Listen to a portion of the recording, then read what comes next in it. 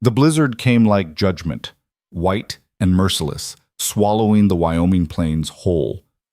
Caleb Rowan found his best friend dying in that storm, blood spreading dark against fresh snow. Thomas Brennan's last words weren't prayers or goodbyes. They were a demand that would destroy everything Caleb thought he knew about himself. Find her, marry her, don't let her be alone. The woman's name was Lianhua Wei, a stranger waiting across the country for a future that had just died in the cold. Caleb made a promise to a dying man, never knowing it would cost him everything he'd built to protect himself. If you want to see how a promise made in hell becomes something neither of them expected, stay until the end. Like this video and comment your city so I can see how far this story reaches. The wind had teeth. Caleb Rowan had ridden through Wyoming storms before, had been caught in weather that could strip flesh from bone if a man was stupid enough to stay out in it. But this particular February blizzard felt personal, like the land itself had decided to settle old scores. His horse, a buckskin gelding named Judge, fought every step. Smart animal. Probably smarter than Caleb for being out here in the first place. But Thomas Brennan hadn't come home, and Thomas always came home.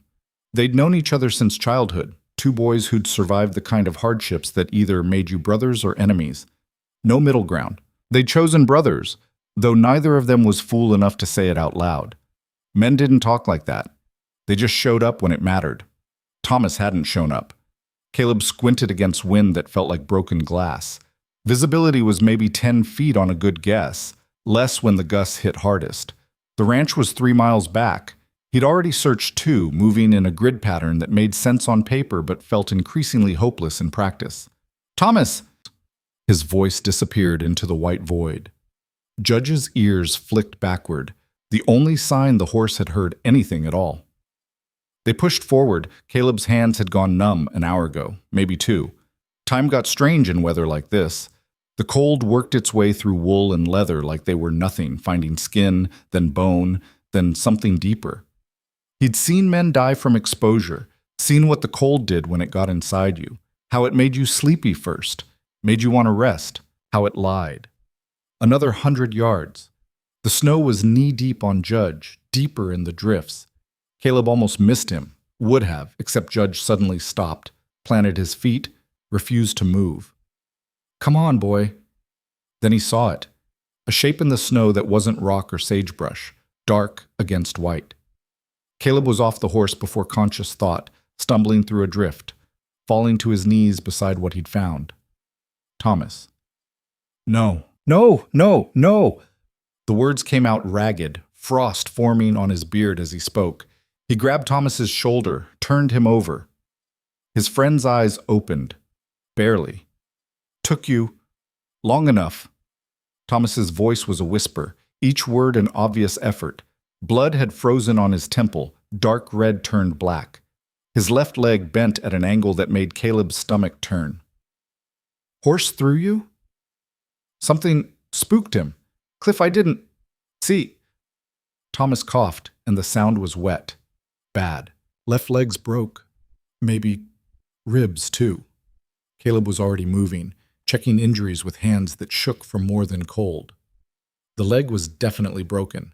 Compound fracture, bone visible through torn flesh. The ribs, he couldn't tell without stripping Thomas's coat, and that would kill him faster than the injuries. "I'm getting you on Judge. Getting you home." "Caleb." Thomas's hand caught his wrist. Weak grip, but insistent. "Stop." "Like hell." "Listen."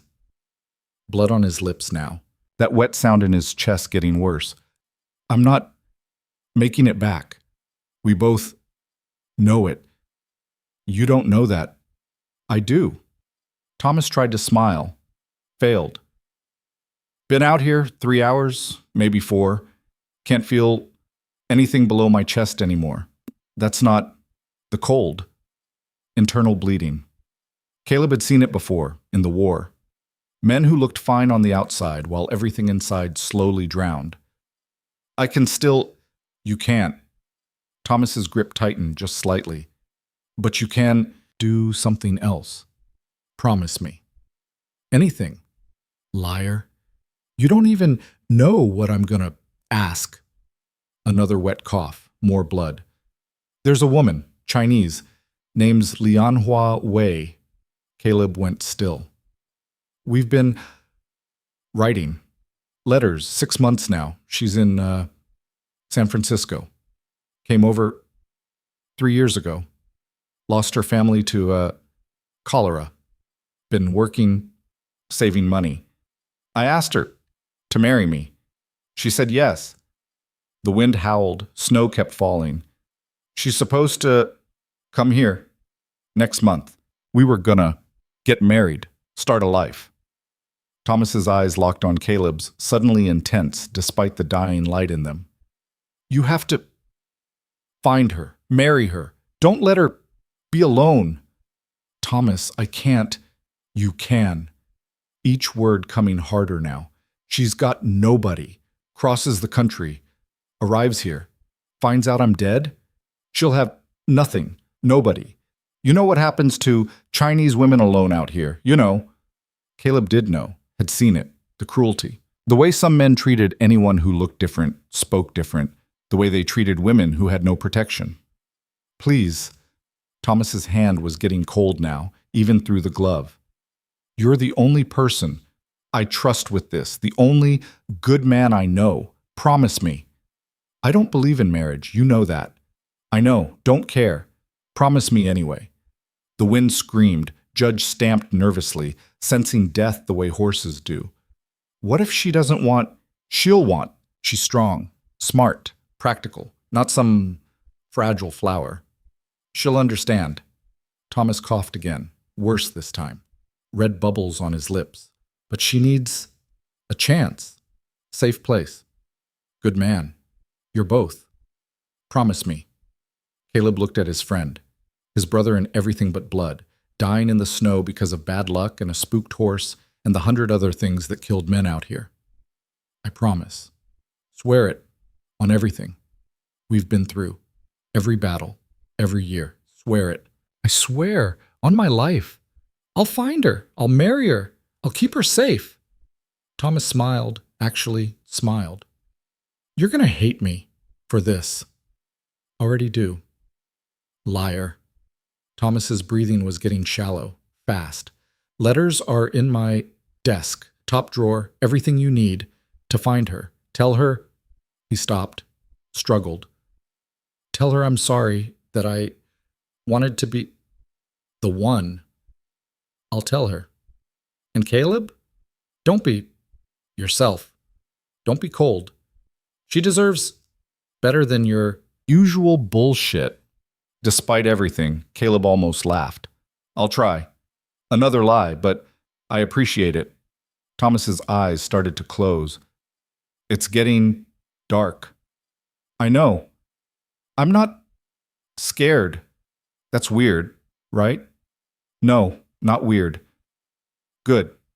That's good. His breathing slowed, stopped, started again, weaker. Caleb? I'm here. Thank you for being my friend, for all of it. I wouldn't have made it this far without you. Same. Thomas smiled one last time. Then his breathing stopped and didn't start again. Caleb knelt there in the snow, holding his best friend's body, while the blizzard raged and the cold worked deeper into his bones. He stayed until he couldn't feel his hands anymore, until Judge's insistent nudging finally broke through.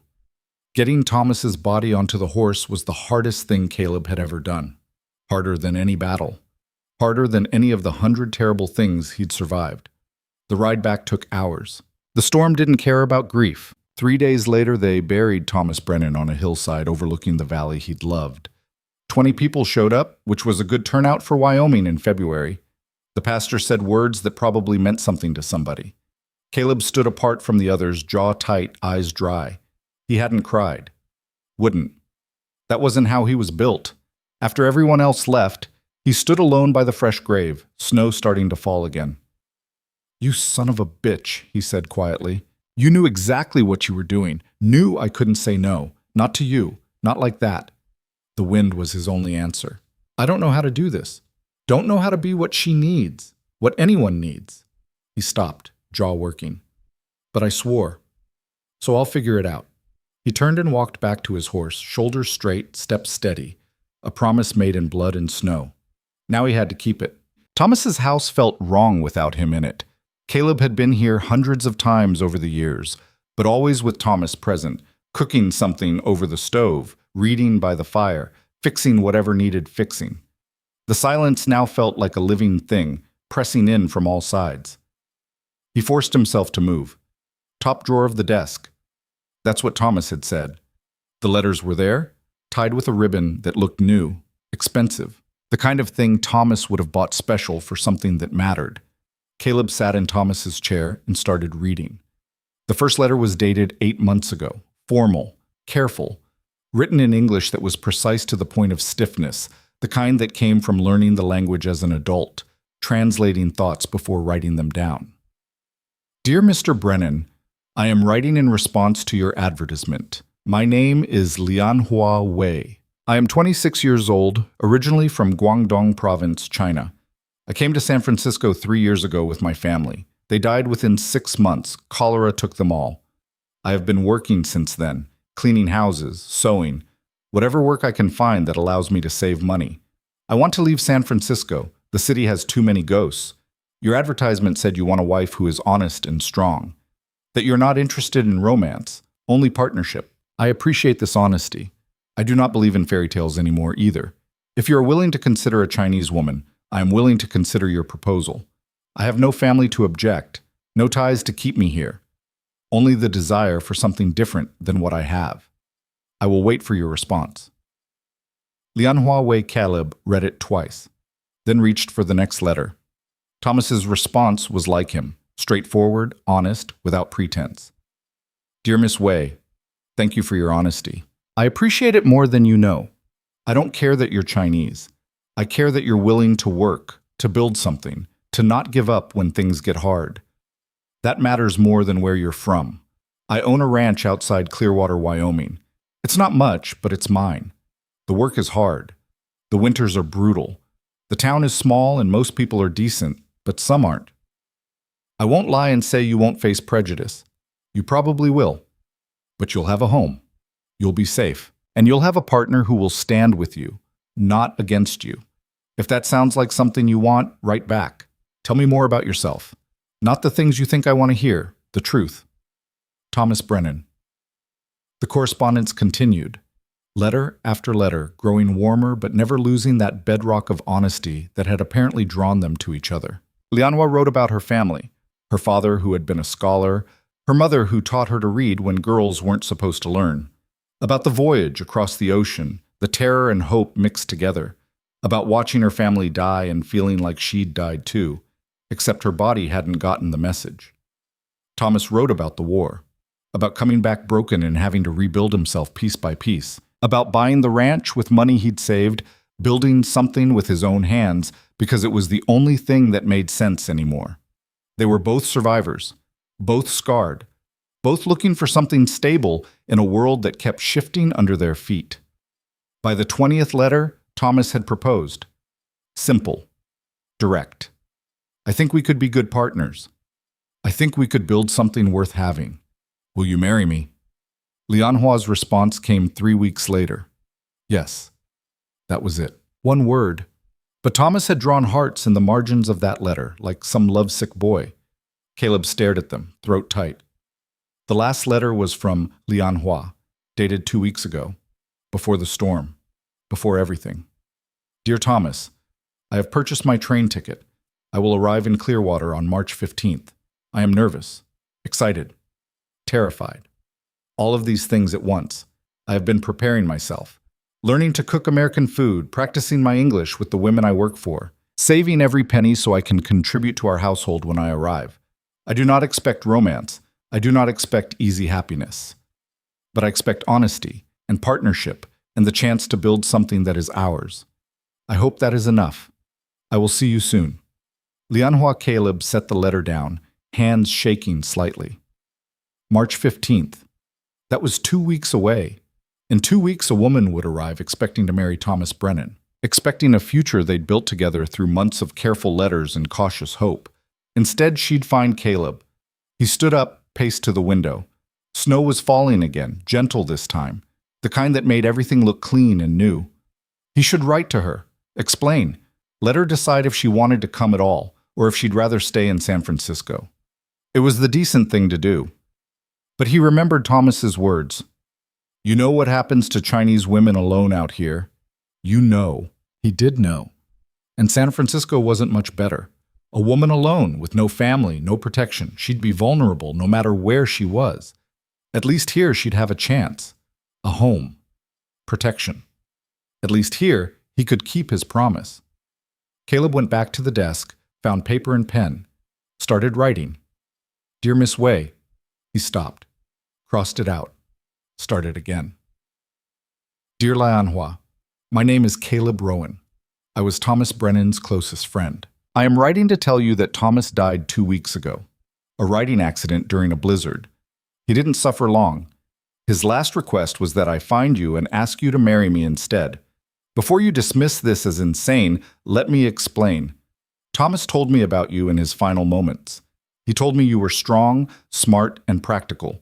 That you weren't looking for romance, just partnership and safety. He asked me to give you those things because he trusted me to keep my word. I am not Thomas. I am harder, colder, and less patient.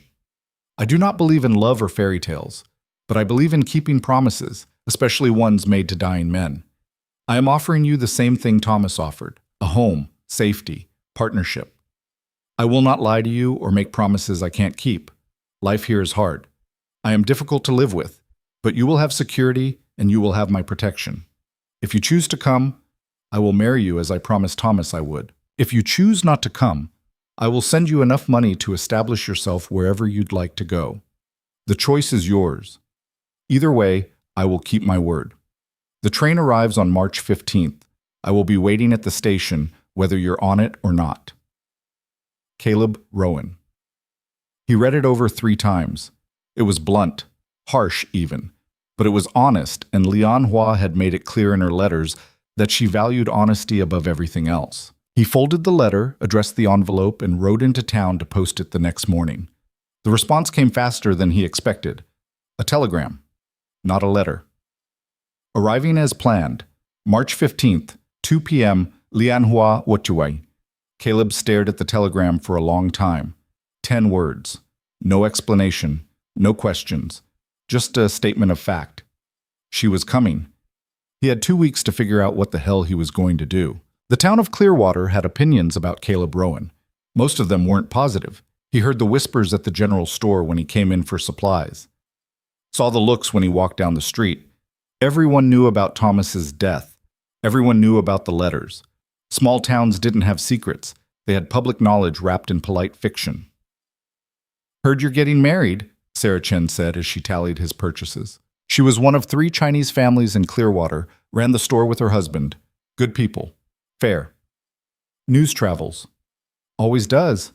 She wrapped his flower carefully, hands precise. Thomas's girl? Was Thomas's girl. Now she's nobody's girl. She's her own person. Sarah smiled slightly. Good answer. Most men wouldn't see it that way. I'm not most men. No, you're not. She paused, measuring her words.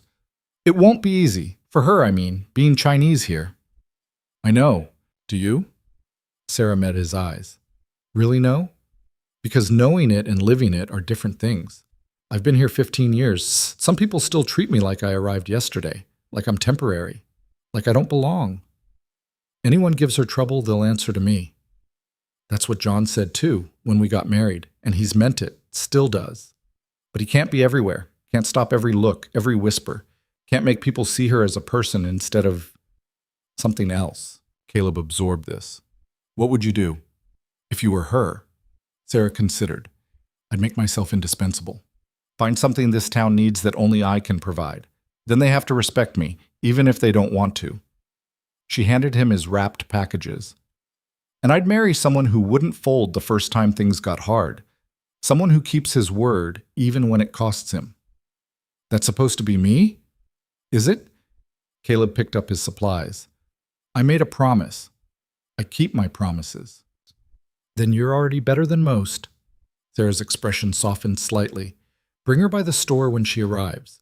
She'll need a friendly face, someone who understands. I will. Thank you. Walking back to his horse, Caleb felt the weight of what he was doing settle heavier on his shoulders. He wasn't marrying for love. Wasn't even marrying for himself. He was marrying because a dying man had asked him to, and because Caleb Rowan was apparently too stupid to say no to impossible promises. But Sarah was right about one thing. Lian Hua would need allies. Would need people who saw her as more than just the Chinese woman who married the strange man at the edge of town. He'd have to make sure she had them. March 15th arrived with clear skies and temperatures that almost felt warm. Caleb had spent the previous 2 weeks making Thomas's house livable. Cleaning, organizing, making sure the pantry was stocked and the wood was cut and all the 100 small things that went into making a house a home. It felt wrong, living in Thomas's space, using his things. But it made more sense than expecting Lianhua to move into Caleb's bachelor cabin, which was barely big enough for one person and looked like it. Now he stood on the train platform, hat in hand, watching the eastern horizon for the first sign of smoke. The station master, old Pete Wilson, eyed him with undisguised curiosity. Heard you're collecting a bride today. That's the plan. Thomas's bride, wasn't she? That Chinese woman he was writing to? Yes. And you're just taking over where he left off. Caleb turned to look at Pete fully. I'm keeping a promise to a dying friend. That's all. That's all? Pete whistled low. Son, taking on a wife is a bit more complicated than keeping a promise. I'm aware. Are you? Because marriage is... I don't need advice, Pete. I need you to do your job and let me do mine. Pete held up his hands. All right, just saying, people are talking. People are always talking. Doesn't make it my problem. The train whistle sounded in the distance. Caleb's stomach tightened. Too late to back out now. Not that he would. A promise was a promise. The train pulled into the station with a screech of brakes and a cloud of steam. Caleb watched passengers disembark. Families. Businessmen. A couple of cowboys looking for work. Then he saw her. Lian Huawei stepped off the train like she owned it. She was small, maybe 5'3", but she carried herself like she was taller. Black hair pulled back in a practical bun. Traveling clothes that were worn but well maintained. One small trunk that she lifted herself before any porter could offer help. Her face was difficult to read. Beautiful, yes. High cheekbones, dark eyes, skin that looked like it had seen sun and wind and survived both. But there was a hardness there too. A wariness. Their eyes met across the platform. Caleb felt something shift in his chest. Not attraction. He'd locked that part of himself away years ago. But recognition. This was someone who'd been through fire and come out the other side scarred, but standing. He walked toward her. She set down her trunk and waited, chin up, shoulders back. Lian Huawei? Yes. Her English was precise, only slightly accented. You are Caleb Rowan. Not a question, a statement. I am. She studied him for a long moment. You are older than I expected. I'm 34. Thomas was 28. Yes. You are also... She paused, searching for the word. Harder. In the face. In the eyes. I warned you in my letter. I'm not Thomas. No. She kept studying him like he was a problem to be solved. You are not. Thomas's letters were warm, kind. Yours was honest, but cold. I don't know how to be anything else. Honesty is enough. She picked up her trunk again. Where's the house? 3 miles out of town. I have a wagon. Good. I am tired from traveling. She started walking toward the wagon without waiting for him. Stopped, turned back. The marriage. When? Whenever you want. Today, if you prefer. Tomorrow. Next week. Today is practical. Why wait? Caleb blinked. Of all the reactions he'd expected, immediate practicality wasn't high on the list. You don't want time to settle in? Get to know, know what? She cut him off, not unkindly. We are not marrying for love. You said so in your letter. This is partnership, practical arrangement. Waiting will not change that. She was right. Of course she was right. Today, then, I'll take you to the pastor after we drop your trunk at the house. No, he frowned. No? We marry first, then go to the house. She met his eyes, unflinching. I will not live in your house even for 1 hour without being your wife. I know what people will say, what they will think. I will not give them more ammunition. Smart, practical, protecting her reputation before it could be damaged. All right, we'll marry first. They walked to the wagon in silence. Caleb loaded her trunk, helped her up to the seat. She didn't need the help, but he offered anyway. As they drove toward the church, Lianhua spoke again. Your letter said you would keep your word, that you would provide safety and partnership. Yes. But you also said you were difficult to live with. What did you mean? Caleb kept his eyes on the road. I don't talk much. I don't know how to be gentle, patient, the things women probably want. I work long hours. I'm not good at sharing space with people. I like silence and solitude. I also like silence. I am also not patient. She paused. What else? I have nightmares sometimes. From the war. I don't sleep well. I have nightmares from watching my family die. We will have nightmares together. Despite himself, Caleb's mouth twitched, almost a smile. You asked what happens if I anger you, he said. If we argue. Yes. I will never hit you. Never. But I might say things I regret. I have a temper when it's provoked. I also have a temper. We will be 2 angry people in one house. She considered this. It will be interesting. That's one word for it. They reached the church. Pastor Williams was there, as Caleb had arranged. The man's wife served as witness, along with Sarah Chen and her husband, who Caleb had asked to come. The ceremony was brief, efficient. The words meant something to someone, probably, but Caleb barely heard them. He was too aware of the small woman standing beside him, spine straight, eyes forward. When the pastor asked if he took this woman, Caleb said, I do, and meant it as a promise to Thomas as much as to Lianhua. When Lianhua was asked, she turned to look at Caleb fully, studied his face one more time. Then she said very clearly, I do. They were married. Sarah Chen hugged Lianhua afterward, whispered something in Chinese that made Lianhua's eyes soften slightly. The first real emotion Caleb had seen from her. In the wagon on the way to the house, Lianhua spoke again. You kept your promise to Thomas. Yes. This means you are a man of your word. I try to be. Good. She looked out at the Wyoming landscape, vast, harsh, beautiful in its emptiness. I also keep my word. I promise to be a good partner, to work hard, to not complain. I will keep this promise. I don't expect perfection. I do not offer it. I offer honesty and effort. That is all I have. Caleb found himself looking at her, really looking, for the first time. She was staring at the mountains in the distance, expression unreadable. Why did you come? He asked. After my letter. After knowing Thomas was dead. You could have stayed in San Francisco. Could have used the money I offered to start over somewhere else. Why come here to marry a stranger? Lianhua was silent for so long he thought she wouldn't answer. Then, because I am tired of being afraid. In San Francisco, I am afraid every day. Afraid of losing my job. Afraid of men who think Chinese women are easy to hurt. Afraid of being alone forever. She turned to look at him. Your letter was cold, but it was not cruel. You offered safety, even if you did not offer love. And safety I can work with. Something in Caleb's chest tightened. And if I fail, if I can't keep you safe, then we fail together. That is what partnership means. They drove the rest of the way in silence. The house appeared over the rise, solid, sturdy, built to withstand Wyoming winters. Thomas had maintained it well. Caleb had made sure of that. He helped Lianhua down from the wagon, carried her trunk inside. She stood in the doorway, taking it all in. The main room with its fireplace, the kitchen area, the bedroom beyond, simple, functional.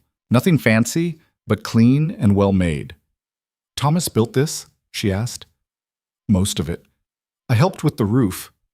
She walked through the space slowly, touching things.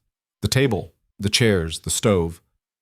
When she reached the bedroom, she paused. There is only one bed. Yes, Caleb had thought about this a lot. I can sleep in the barn if you prefer, until you're comfortable. Lianhua turned to look at him. We are married. In name, but that doesn't mean we are married, she repeated, firmer. You have kept your word. I will keep mine. This is our house now, our life. She met his eyes. I will not ask you to sleep in the barn like an animal. I don't mind. I mind. She crossed her arms. If we are to be partners, we must start as we mean to continue, honestly, without pretense. She paused. I am not ready for everything. Not yet. But I'm also not fragile. We can share a bed without it meaning more than it means. Caleb studied her, looking for fear, reservation, saw only determination. All right, he said finally, but if you change your mind, I will tell you. I am not shy about words. She almost smiled. Almost. You will learn this about me. He believed her. That night, they lay in the dark on opposite sides of the bed, carefully not touching. Caleb stared at the ceiling, wondering what the hell he'd gotten himself into. Beside him, Lianhua's breathing was steady, controlled.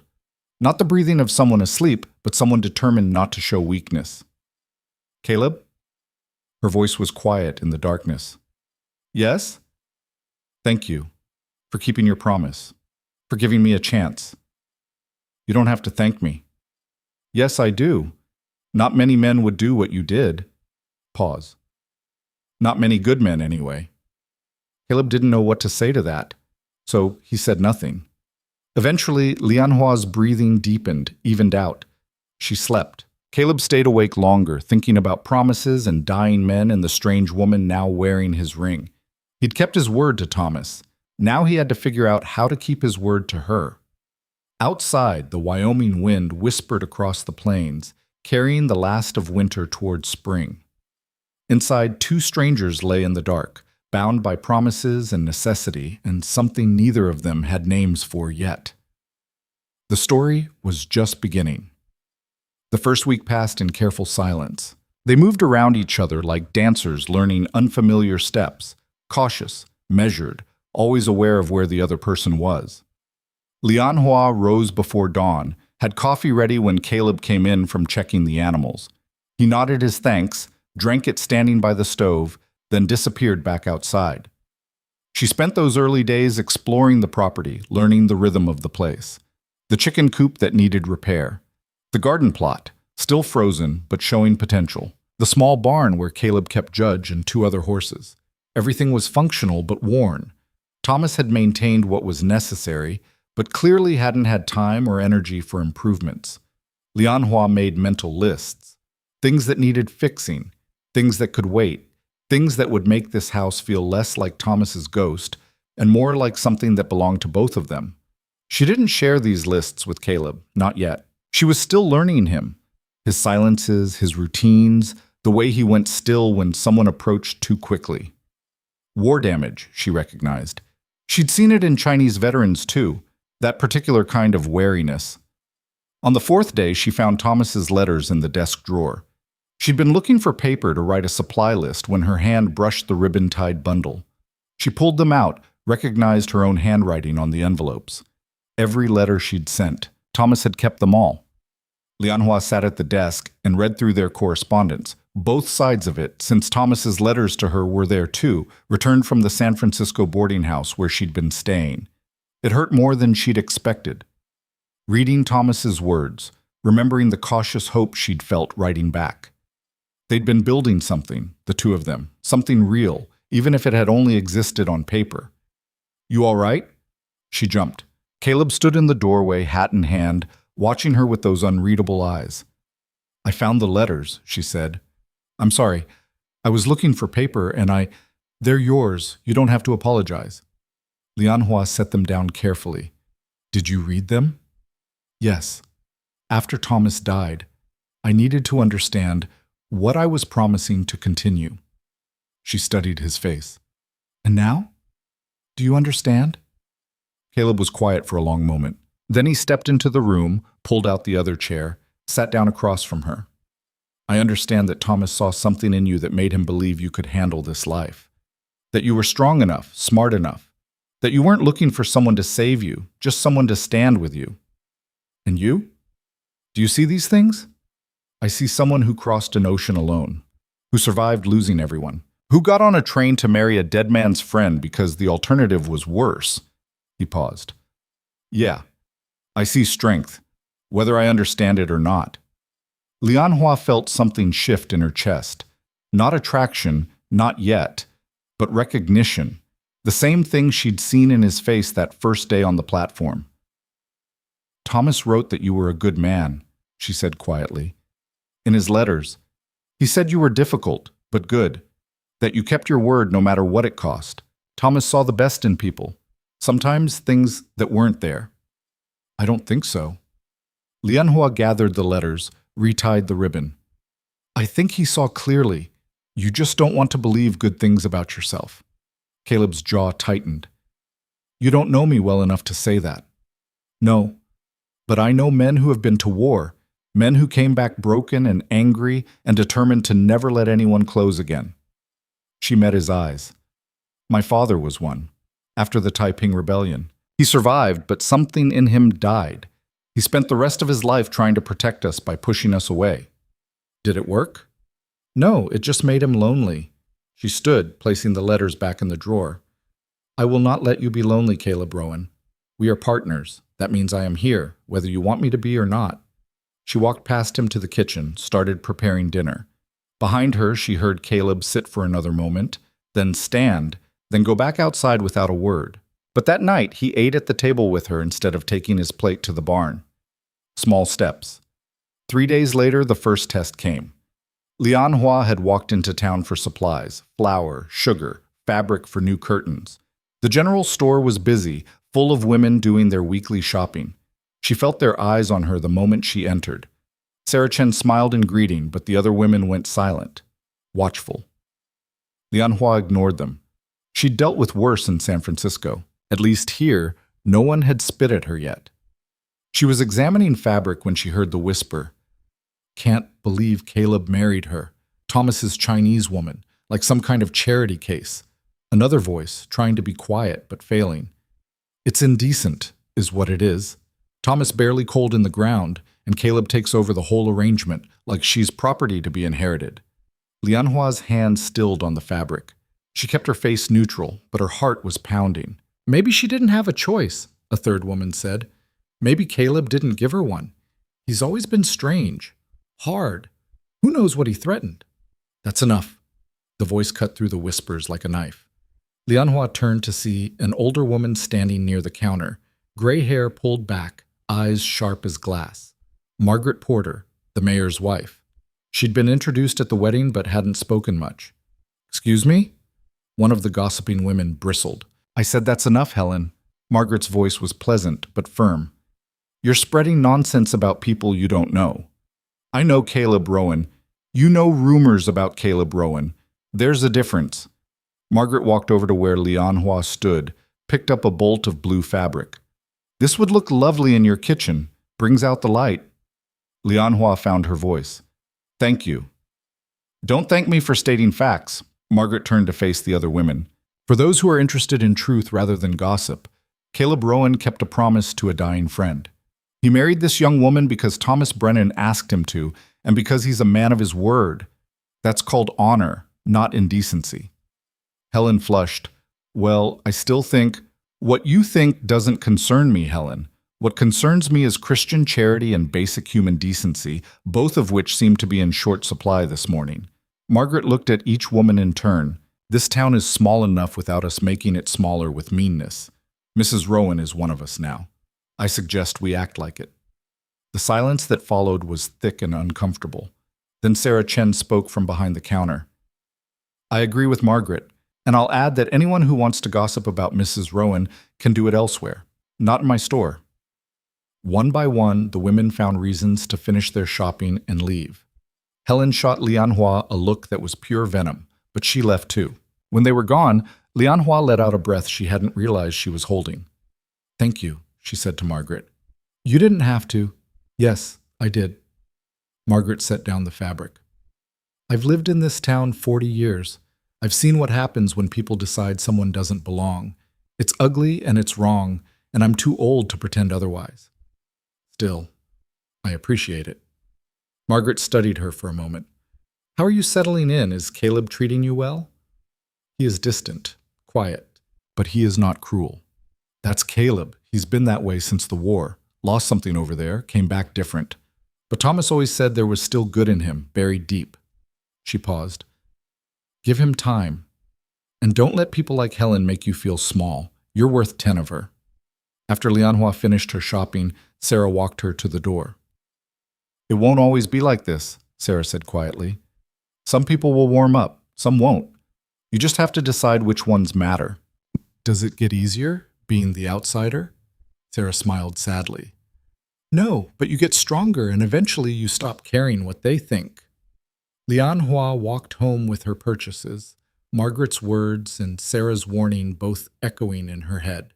When she arrived, Caleb was fixing a fence post. He looked up as she approached, took in her expression. Something happened in town? Lianhua hesitated, then decided that partnership meant honesty. Some women were talking, saying things about our marriage, about you taking over Thomas's arrangement like I was property. Caleb's hand stilled on the fence post. His jaw went tight. Who? It doesn't matter who, Lianhua. She recognized that tone. Anger, barely controlled. The temper he'd warned her about. Helen something and her friends. But Margaret Porter stopped them. And Sarah, they defended me. Helen Crenshaw.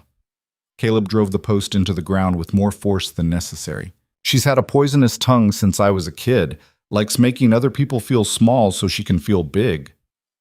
I can handle small-minded women. You shouldn't have to. He set down the hammer, turned to face her fully. I'll talk to her husband. Make it clear that... No, Caleb frowned. No? No. Lianhua set down her packages. If you fight my battles, I will always be Caleb's wife who needs protection. I will never be Lianhua, who belongs here in her own right. So you just let them talk? I let Margaret and Sarah handle it today. Tomorrow, I will handle it myself. But I will not hide behind you every time someone says something cruel. That is not partnership. Caleb stared at her for a long moment. Then, unexpectedly, something like respect flickered in his eyes. You're tougher than I thought. I warned you I was not fragile. Yeah, you did. He picked up his hammer again. But if it gets worse, if anyone does more than talk, you tell me. That's not fighting your battles. That's me keeping my word to keep you safe. If they do more than talk, I will tell you. And then we will fight that battle together. Caleb almost smiled. Almost. That night, as they lay in the dark, Lianhua spoke into the silence. Why did you warn me? In your letter. About being difficult to live with. Caleb was quiet for so long she thought he wouldn't answer. Because people deserve to know what they're getting into. Thomas wrote to you for months. Let you build an idea of what your life would be. I didn't have months. I had one letter to make sure you understood that I wasn't him, that I couldn't be what he would have been. What would he have been? Warm, patient, the kind of husband who would make you feel valued, cared for. He paused. I don't know how to do those things. Lianhua rolled onto her side, looking at his profile in the darkness. You kept a promise to a dying man. You married a stranger to give her safety. You warn me honestly about your flaws instead of hiding them. You defend my right to fight my own battles. She paused. These things make me feel valued, Caleb. Maybe not in the way Thomas would have, but in your way. And your way is enough. She felt him go still beside her. Then so quietly she almost missed it. Thank you. She didn't answer, just closed her eyes and let sleep come. 2 weeks after the wedding, the nightmares started. Lianhua woke to Caleb thrashing beside her, a sound caught in his throat that wasn't quite a scream. She'd been expecting this. He'd warned her, and she'd seen enough veterans to recognize the signs. She sat up, spoke his name firmly. Caleb, wake up, you're dreaming. He came awake with a gasp, sitting bolt upright, hand instinctively reaching for something that wasn't there. A weapon, probably. She stayed still, let him orient himself. Lianhua. His voice was rough. Sorry. I should have. I'll go to the barn. No. I'll wake you every night if I stay. Then you'll wake me every night. She reached out slowly, gave him time to pull away if he wanted. When he didn't, she placed a hand on his arm. I have nightmares too, remember? We agreed to have them together. It's different, He stopped, shaking. I see things, the war, things I did, things that were done. You can't stop them. I know. Her voice was gentle but firm. My nightmares show me my family dying, over and over. My mother's face, my father's last breath. I can't stop them either. Caleb looked at her in the darkness. She could feel the tension in him, the urge to run, to isolate. Lie back down, she said. I will sit with you until you sleep again. You don't have to, I know. But I am choosing to. That is what partnership means. Slowly he lay back down. Lianhua stayed sitting, her hand still on his arm. She felt the moment he finally relaxed, breath evening out. Just before he fell asleep, he spoke. They keep saying your name wrong. In town, Liana, it's wrong. I know, I've stopped correcting them. How is it supposed to sound? She told him. The proper pronunciation, the tones that gave it meaning. He repeated it, stumbling a little, but trying. Like that? Close enough. What does it mean? Your name? Lotus flower. He was quiet for a moment. That fits. How? Lotus grows in mud, in dirty water, but it blooms anyway. Beautiful despite where it came from. Lianhua felt something warm unfold in her chest. That is surprisingly poetic, for a man who claims not to know how to be gentle.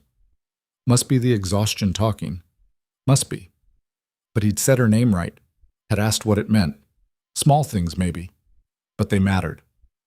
The next morning, Caleb was gone before she woke, but there was coffee made still warm, and a note on the table in rough handwriting. Thank you for staying, C. She folded the note carefully, tucked it into her pocket. Small steps. Spring came slowly to Wyoming, grudging and uncertain. Lianhua spent her days making the house hers. Ours, she corrected herself. Sewing new curtains, planting early vegetables in the garden plot Caleb had tilled for her without being asked, organizing the kitchen, the pantry, creating systems that made sense. She also started walking the property every afternoon, learning every fence line, every water source, every shelter. Caleb watched this with something between surprise and approval. Most women wouldn't care about ranch boundaries, he said one evening. I am not most women. This is my home now. I should know it. Fair enough. She also began learning the work. Not just cooking and cleaning, she'd already known those, but ranch work. How to check animals for illness, how to repair tack, how to read weather signs and judge when storms were coming. Caleb taught her without comment, showed her what she asked to learn. He didn't coddle or simplify, treated her like she had a brain and could use it. She appreciated that more than he probably knew. One afternoon, she was hanging laundry when she heard horses approaching, multiple riders. Caleb emerged from the barn, hand instinctively going to the rifle he kept there. Old habits. 3 men rode into the yard. They looked rough, unshaven, trail-worn, the kind of men who lived on the edges of civilization. The leader, a man with a scar across his cheek, smiled when he saw Lianhua. It wasn't a pleasant smile. Well now, heard Caleb Rowan got himself a Chinese bride. Didn't believe it. Caleb stepped between them and Lianhua. State your business or leave. Just being neighborly. Wanted to welcome the new Mrs. Rowan to the territory. Scarface's eyes never left Lianhua. Pretty little thing, isn't she? Must be lonely out here, Caleb. So far from town. Just the 2 of you. I said state your business. Maybe we're looking for work. Maybe we heard you got a good spread here. Might need extra hands. I don't. Sure about that? Another man spoke, younger but with the same mean edge. Lot of work for one man, especially when he's got other distractions. Lianhua felt Caleb go very still beside her, recognized the danger in that stillness. You've got 3 seconds to get off my property before I make you leave. Scarface laughed. That's not very neighborly, Rowan. 1. Come on now. 2.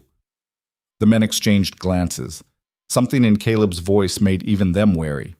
All right, we're going. Scarface tipped his hat mockingly toward Lianhua. Ma'am, sure hope we see you again sometime. Maybe when Caleb's not around to be so protective. 3. Caleb had the rifle up and aimed before Lianhua could blink. The men's horses spooked, backing up fast. Next time I see you on my land, I shoot first. Caleb's voice was flat, emotionless. Somehow, that made it more frightening. Understood? They wheeled their horses and rode off, laughing, but moving fast. Caleb didn't lower the rifle until they were out of sight. When he finally did, Lianhua saw his hands were shaking. You all right? She asked.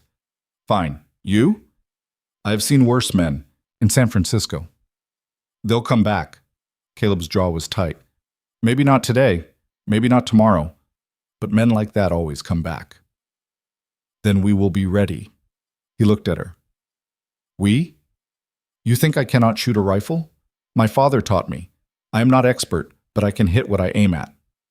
Something flickered in Caleb's eyes. Not quite approval. More like reassessment. I'll teach you to shoot better. And I'll teach you where I keep the spare weapons, just in case. Good. That evening, he showed her where he kept guns hidden throughout the property. In the barn. Behind a loose board in the house. Under the porch. You think they will come back soon? She asked. Don't know, but I'm not taking chances. Not with you here. Because you promised Thomas to keep me safe. He looked at her for a long moment. Not just because of Thomas. He didn't elaborate, didn't need to. That night, Lianhua couldn't sleep. She kept seeing Scarface's eyes, that predatory smile. She'd meant what she said about seeing worse.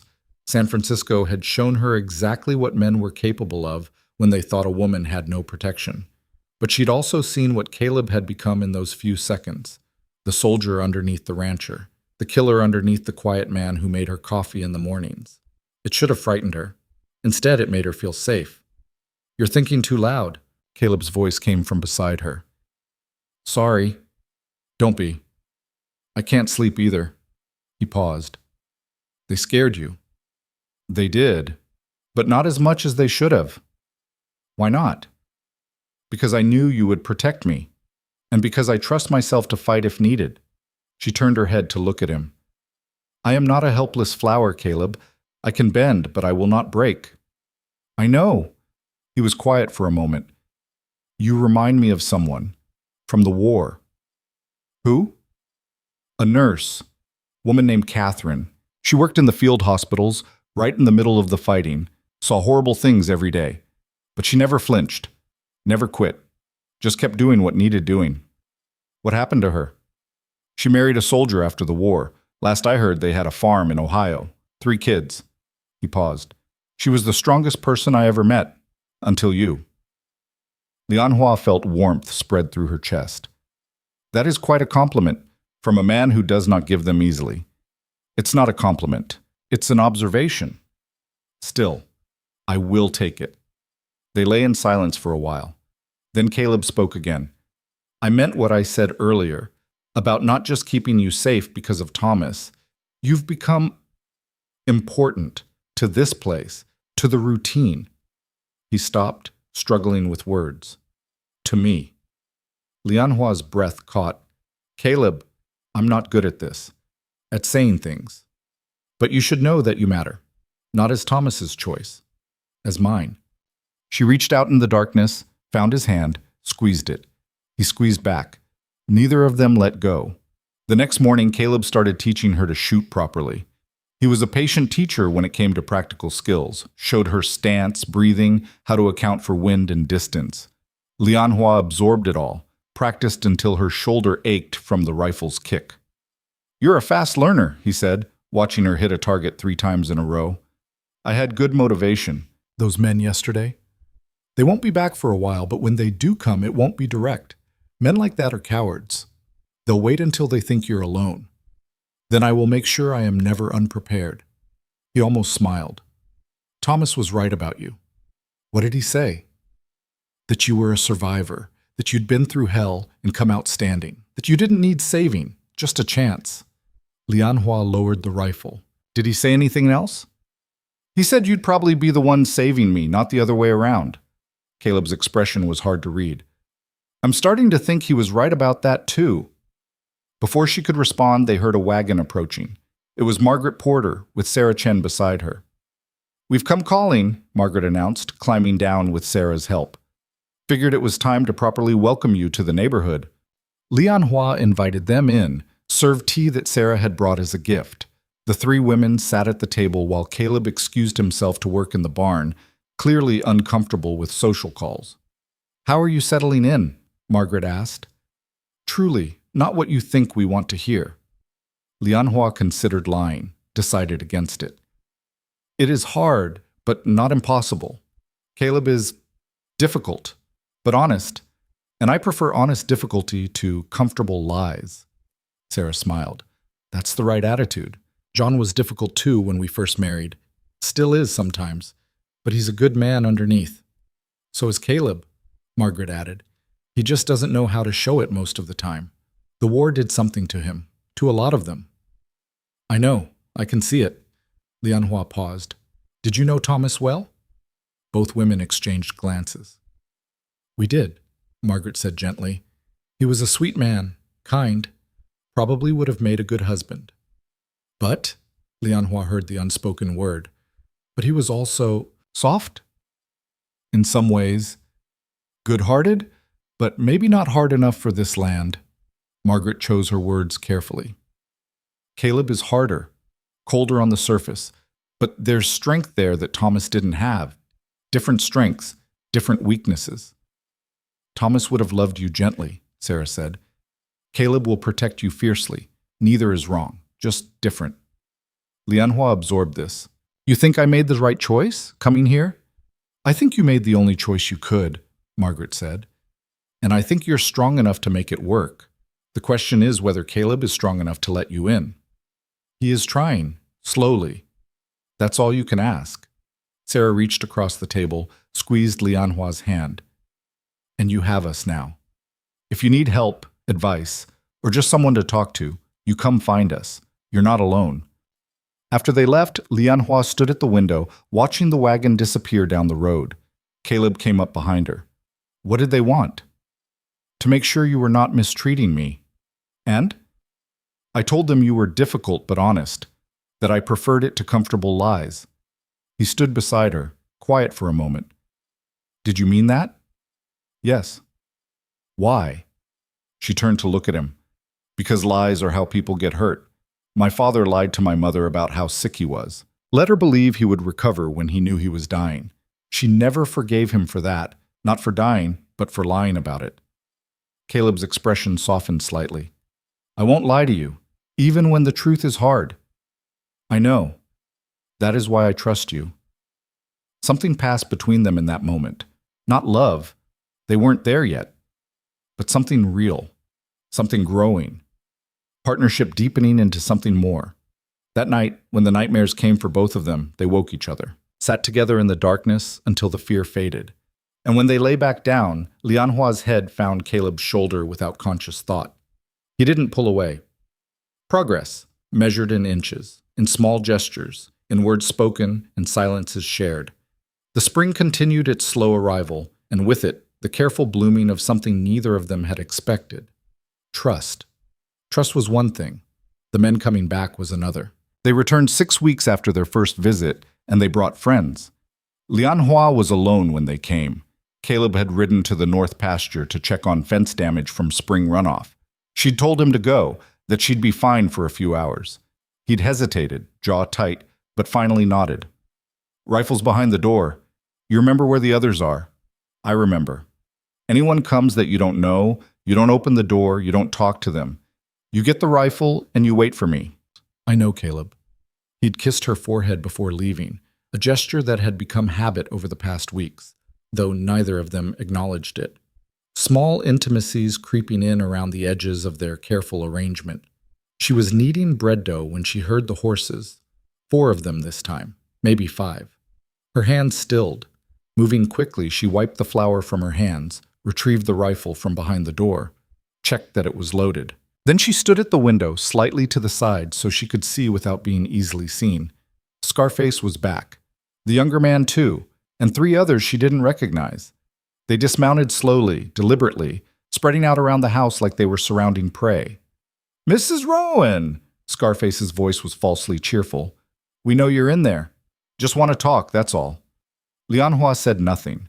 Caleb had told her, silence was better than engagement. "Your husband around?" "No. That's too bad. We were hoping to discuss employment opportunities with him." One of the other men laughed. It wasn't a nice sound. "Come on out, Mrs. Rowan. No need to be unfriendly. We're just neighbors stopping by." The younger one moved toward the door. Lianhua raised the rifle, aimed it at the door frame where he'd be if he tried to enter. Her heart was pounding, but her hands were steady. Caleb had taught her well. The doorknob rattled. "Locked, thank heaven." "Now that's not very welcoming," Scarface called. "We come all this way." The window shattered. Lianhua ducked instinctively as glass sprayed across the floor. One of them had thrown a rock, and now they were laughing. Rage flooded through her, hot and clarifying. These men thought she was helpless, thought they could terrorize her because she was alone, because she was Chinese, because she was a woman. They were wrong. She moved to a different window, one they couldn't see from their positions. Opened it carefully.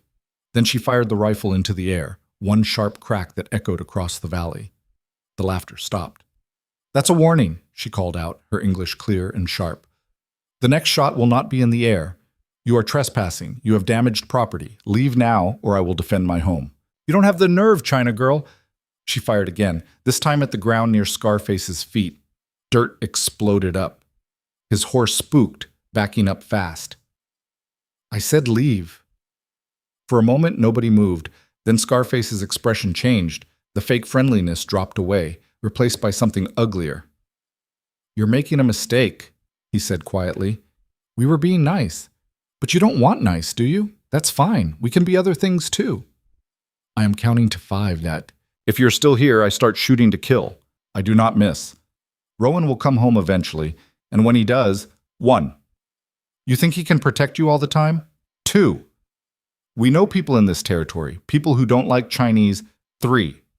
The younger man grabbed Scarface's arm. "Come on, she's crazy enough to do it. 4. They mounted their horses, but slowly, making it clear they were leaving on their terms, not hers. "This isn't over," Scarface said. "Not by a long shot." 5. She fired again, close enough that Scarface's hat flew off his head. That finally did it. They wheeled their horses and rode off at a gallop. Lianhua watched until they disappeared over the ridge. Then she locked the rifle's safety, set it carefully against the wall, and sat down hard on the floor. Her hands were shaking now. Her whole body was shaking. She'd done it. She'd defended herself, defended their home. But the fear was catching up with her now, flooding through in waves.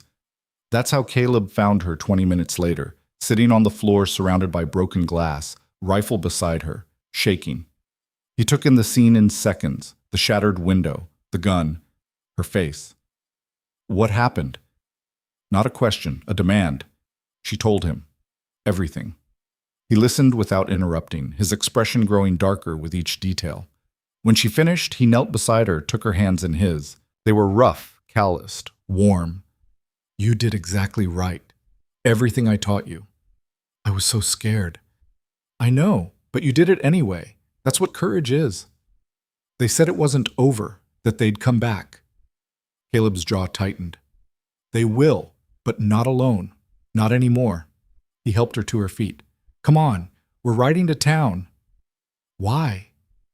"Because I'm calling in every favor I have. Because those men just made this personal. And because you're not facing this alone." Within 3 hours, Caleb had gathered 8 men at the saloon. Ranchers, mostly. Men who knew him from the war or from years of living in the same hard country. Lianhua sat in a chair by the wall, listening as Caleb laid out what had happened. His voice was calm, factual, but there was steel underneath. "They came onto my property, threatened my wife, broke my window.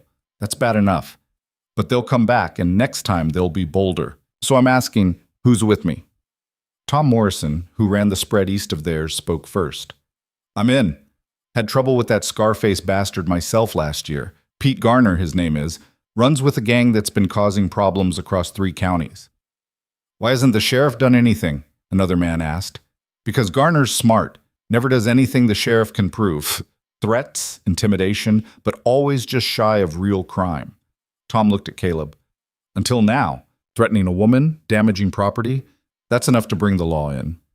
Sheriff's 2 days away, Caleb said, and Garner knows it. That's why he's getting bold. So what are you proposing? Caleb leaned forward. I'm proposing we make it clear that Garner and his men aren't welcome in this valley, that anyone who threatens any of our families answers to all of us. John Chen, Sarah's husband, stood up. I'm in. Sarah's been worried about this for months. Men like Garner see anyone who looks different as a target. They came after Lianhua today. They could come after Sarah tomorrow. One by one, the men agreed. They set up a rotating watch system. Someone would always be within shouting distance of the Rowan Ranch. They'd also send word to the sheriff, make an official complaint, but more than that, they were sending a message. Touch one of us, you touch all of us. Afterward, as they walked back to where Lianhua waited with the horses, Tom Morrison stopped Caleb. That woman of yours, she held them off alone? She did. Fired warning shots, stood her ground? Yeah. Tom whistled low. You married a fighter, Rowan. I know. Thomas would be proud of both of you. Something flickered in Caleb's eyes. Thanks, Tom. On the ride home, Lianhua finally spoke. You called in favors for me. I did. Why? We could have handled it ourselves. Caleb was quiet for a moment. Because I'm tired of you having to prove you belong. Tired of you having to fight alone. This way, everyone knows you're part of this community, and anyone who comes after you comes after all of us. That is more than I expected. Get used to disappointment, he said, but there was warmth in his voice. You're stuck with me now, and apparently I'm stuck with you too. Apparently. They rode in comfortable silence until Lianhua spoke again. Caleb? Yeah? Thank you for believing me, for not asking if I did something to provoke them. He reined in his horse, turned to look at her fully. Why would I ask that? Because some men would. Would assume I must have done something wrong, said something I shouldn't have, been too friendly or not friendly enough. Caleb's expression hardened. I'm not some men. You were in your home. You had every right to be there, to feel safe there. They violated that. That's on them, not you. Something in Lianhua's chest loosened. She hadn't realized how much she'd needed to hear that. You are a good man, Caleb Rowan. Keep telling yourself that. Maybe eventually I'll believe it too. But he was smiling when he said it. Almost. The watch system started the next day. Tom Morrison took the first shift, camping on the ridge overlooking their valley. Caleb showed Lianhua how to signal if there was trouble, a mirror flash in daylight, a specific fire pattern at night. But the days passed and Garner didn't return. Word had spread fast about what happened, about the alliance Caleb had formed, about the Chinese woman who'd held off 5 men with a rifle and nerves of steel. The town's attitude toward Lianhua shifted. Not everyone warmed up. Helen Crenshaw still crossed the street to avoid her, but more people nodded in greeting. More women stopped to chat when she came to the store. You've become a bit of a legend, Sarah told her one afternoon. The story's grown in the telling. Some versions have you shooting Garner's hat off at 100 yards. It was maybe 20, and luck. Doesn't matter. What matters is that people see you as strong now, as someone who stands her ground. That earns respect out here. Lianhua considered this. Is that good or bad? Good, mostly. Though it means they'll expect you to always be strong, never show weakness. Sarah's expression was sympathetic. It's exhausting, being the strong one all the time. I know, but the alternative is worse. Yes, it is.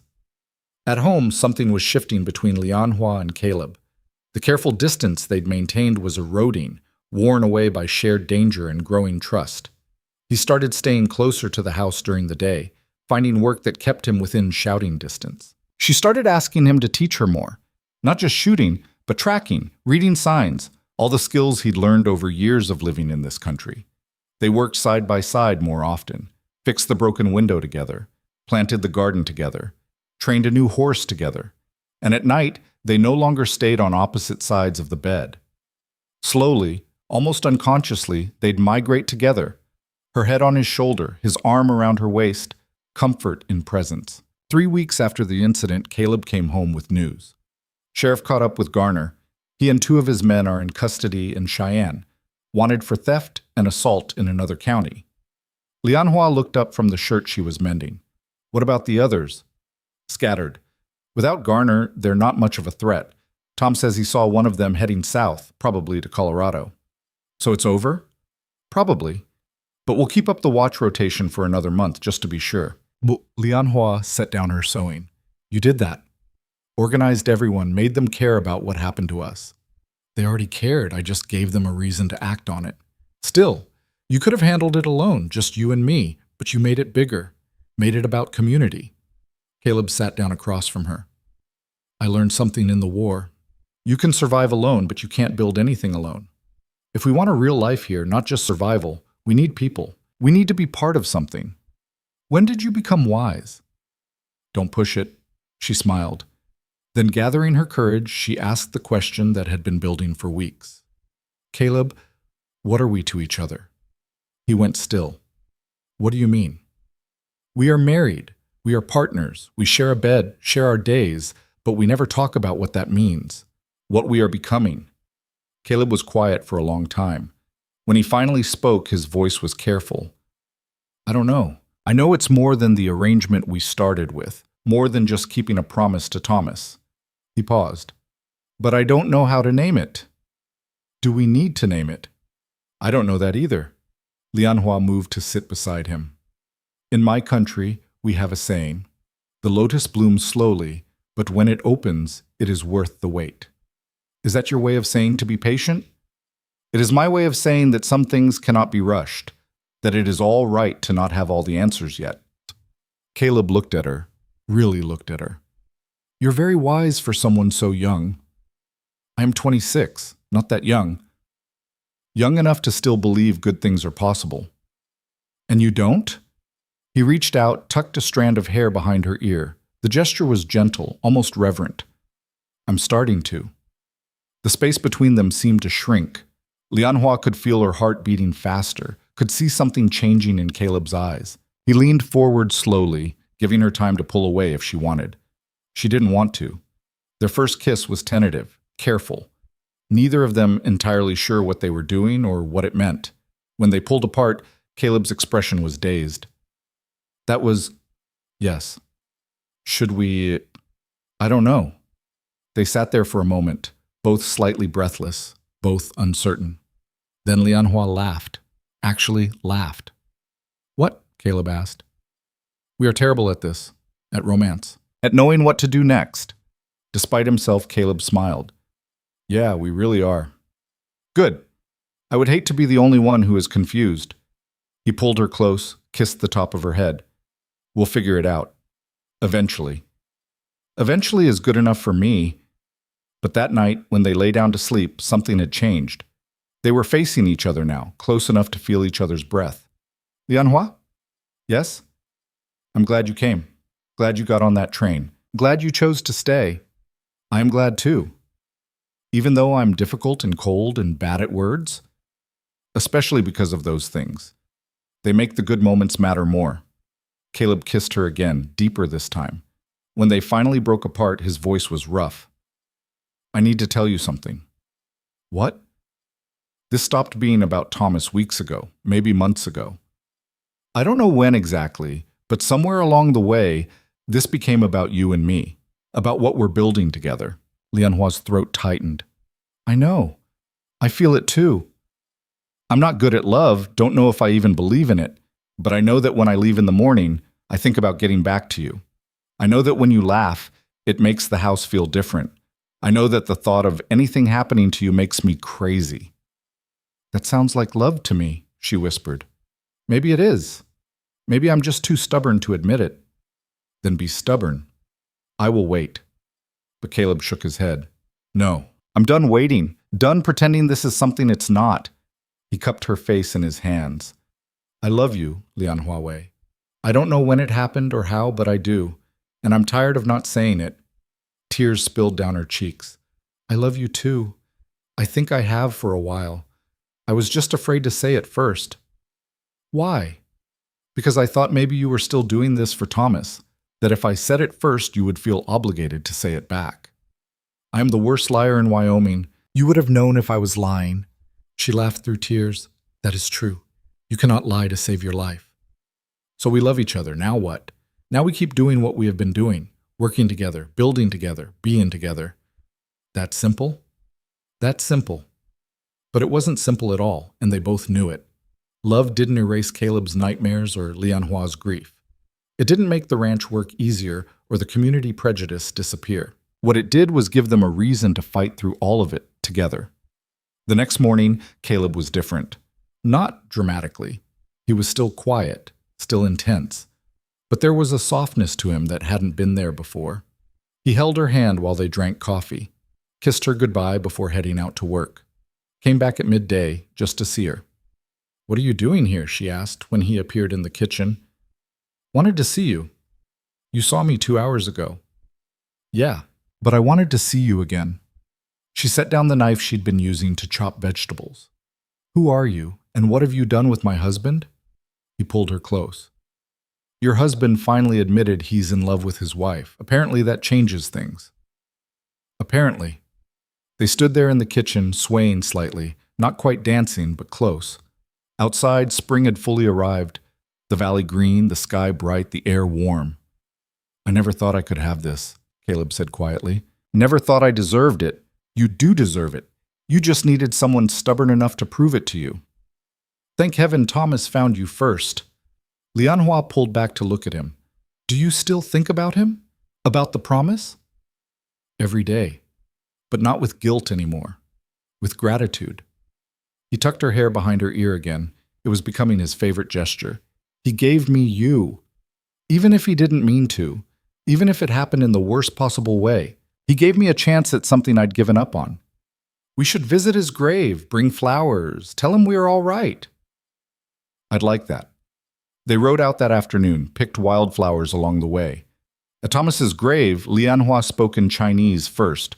Words Caleb didn't understand, but that clearly meant something. Then in English. Thank you for choosing me, for writing those letters, for giving me hope when I had none. I wish I could have known you, but I promised to take care of the man you left behind, to love him the way you would have wanted someone to love you. Caleb's throat was tight. He placed his hand on the headstone. I kept my promise, brother. She's safe. She's strong. She's building a life here. He paused. And I love her. I know that wasn't part of the arrangement, but it happened anyway. Hope that's all right with you. The wind whispered through the grass. Somewhere in the valley, a hawk cried out. They stood there for a while, honoring the man who'd brought them together, acknowledging the debt they owed him. Then they rode home together, hand in hand. That night, everything changed between them. Not just emotionally, but physically. The careful distance finally collapsed completely. They came together with a mix of tenderness and urgency, years of loneliness and hunger finally finding release. Afterward, lying tangled together, Caleb traced patterns on Lianhua's shoulder. I was terrible at that, he said. She laughed. You were enthusiastic. That counts for something. I mean it. It's been a long time. She put her finger on his lips. Stop. It was perfect because it was us. No one else. Just us. He kissed her finger, then her palm, then her wrist. I love you. I know you have said it 14 times since this morning. Have I? Yes, I am counting. Good. Get used to it. I plan to say it a lot more. She curled into him, feeling safe and warm and loved in ways she'd never expected. Caleb? Yeah? Do you still have nightmares? Sometimes. Less often now. Why? Because I want to know all of you. The parts that are easy to love and the parts that are hard. All of it. He was quiet for a moment. The nightmares are about choices I made. Things I did in the war that I can't take back. Men I killed. Friends I lost. The worst one is always the same. I'm back in that battle, but this time I can't save anyone. Not Thomas. Not the men under my command. Not myself. What helps? When they come? You. Knowing you're here, knowing I have something good to wake up to. Lianhua felt tears prick her eyes. I have nightmares, too. About my family, but also about being alone forever. About never mattering to anyone. You matter to me, more than anything. I know, and it helps. The knowing. They fell asleep like that, wrapped around each other. Two people who'd come together through tragedy and circumstance and somehow found something neither had been looking for. Love. Real, complicated, imperfect love. The kind that doesn't solve everything but makes the hard things bearable. The kind worth fighting for. Summer arrived with a vengeance, bringing heat that shimmered off the plains and turned the sky white at midday. The garden Lianhua had planted flourished despite the drought, fed by careful irrigation and stubborn determination. She worked it every morning before the worst heat hit, hands deep in soil that had become hers through sweat and persistence. Caleb watched her from the barn one morning, still amazed by the transformation. The woman who'd stepped off the train 4 months ago had been guarded, uncertain, ready to fight at any moment. She still had that strength, but now there was something else too, a sense of belonging that showed in how she moved through the space, how she spoke to the animals, how she'd made this place home. You planning to work today, or just stand there watching your wife? Tom Morrison called out, riding up with a grin. Caleb turned, fighting a smile. Can't do both. Fair point. Tom dismounted, tied his horse. Come to talk about the Henderson situation. Caleb's expression darkened. What's he done now? Same as always, grazing his cattle on public land, blocking access to the water rights. But this time he's threatening the Chen family. Says they don't belong here, that their claim isn't legitimate. That's horseshit. John Chen filed his claim, same as everyone else. I know it, you know it, but Henderson's got 3 sons and a mean streak. He's making noise about running them off. Lianhua appeared from the garden, wiping dirt from her hands. She'd heard enough to understand the problem. Sarah told me last week she was worried, but she did not say it was this bad. She probably didn't want to worry you, Tom said, but it's getting worse. Henderson came by their place yesterday, made some threats. John stood his ground, but he shrugged. 1 man against 4 isn't good odds. Caleb's jaw tightened. What does the sheriff say? Same as always, can't do anything unless Henderson actually breaks the law. Threats don't count, apparently. Then we make it clear that threatening one family means threatening all of us. Same as we did with Garner. Tom nodded. That's what I figured you'd say. I've already talked to Morrison, Davis, and the Blackwell brothers. We're meeting at the saloon tonight to organize. After Tom left, Lianhua found Caleb in the barn, his movements sharp with anger as he worked. You are thinking of doing something dangerous. I'm thinking of protecting our friends. That is the same thing. He stopped, turned to face her. You want me to do nothing? Let Henderson run roughshod over decent people? I want you to be careful. Henderson is not like Garner. Garner was a criminal, an outsider. Henderson has been here for 20 years. He has influence, connections. So we just let him win? I did not say that. She crossed her arms. I said be careful. There is a difference between standing up to someone and starting a war you cannot finish. Caleb recognized the wisdom in her words, even if his anger didn't want to hear it. What would you do? Lianhua considered. I would make it a legal fight, not a physical one. Henderson wants to claim the Chen's land is not legitimate. Then we make sure every document, every filing, every piece of paper is perfect. We get the Territorial Land Office involved. We make it official. That takes time. Months, maybe. And in the meantime, we make sure the Chens are never alone. We organize the same way you did for me. But we also build a case that cannot be disputed. She stepped closer. You taught me that strength is not just about fighting. Sometimes it is about being smarter than your enemy. He pulled her close, kissed the top of her head. When did you get so wise? I married a stubborn man. I had to learn to think strategically. That night's meeting at the saloon was tense. 15 men showed up, plus Sarah and Lianhua, the only women, but nobody questioned their presence anymore. Henderson's actions had scared people, not just because of what he was doing to the Chens, but because it set a precedent. If he could run off one family with impunity, who would be next?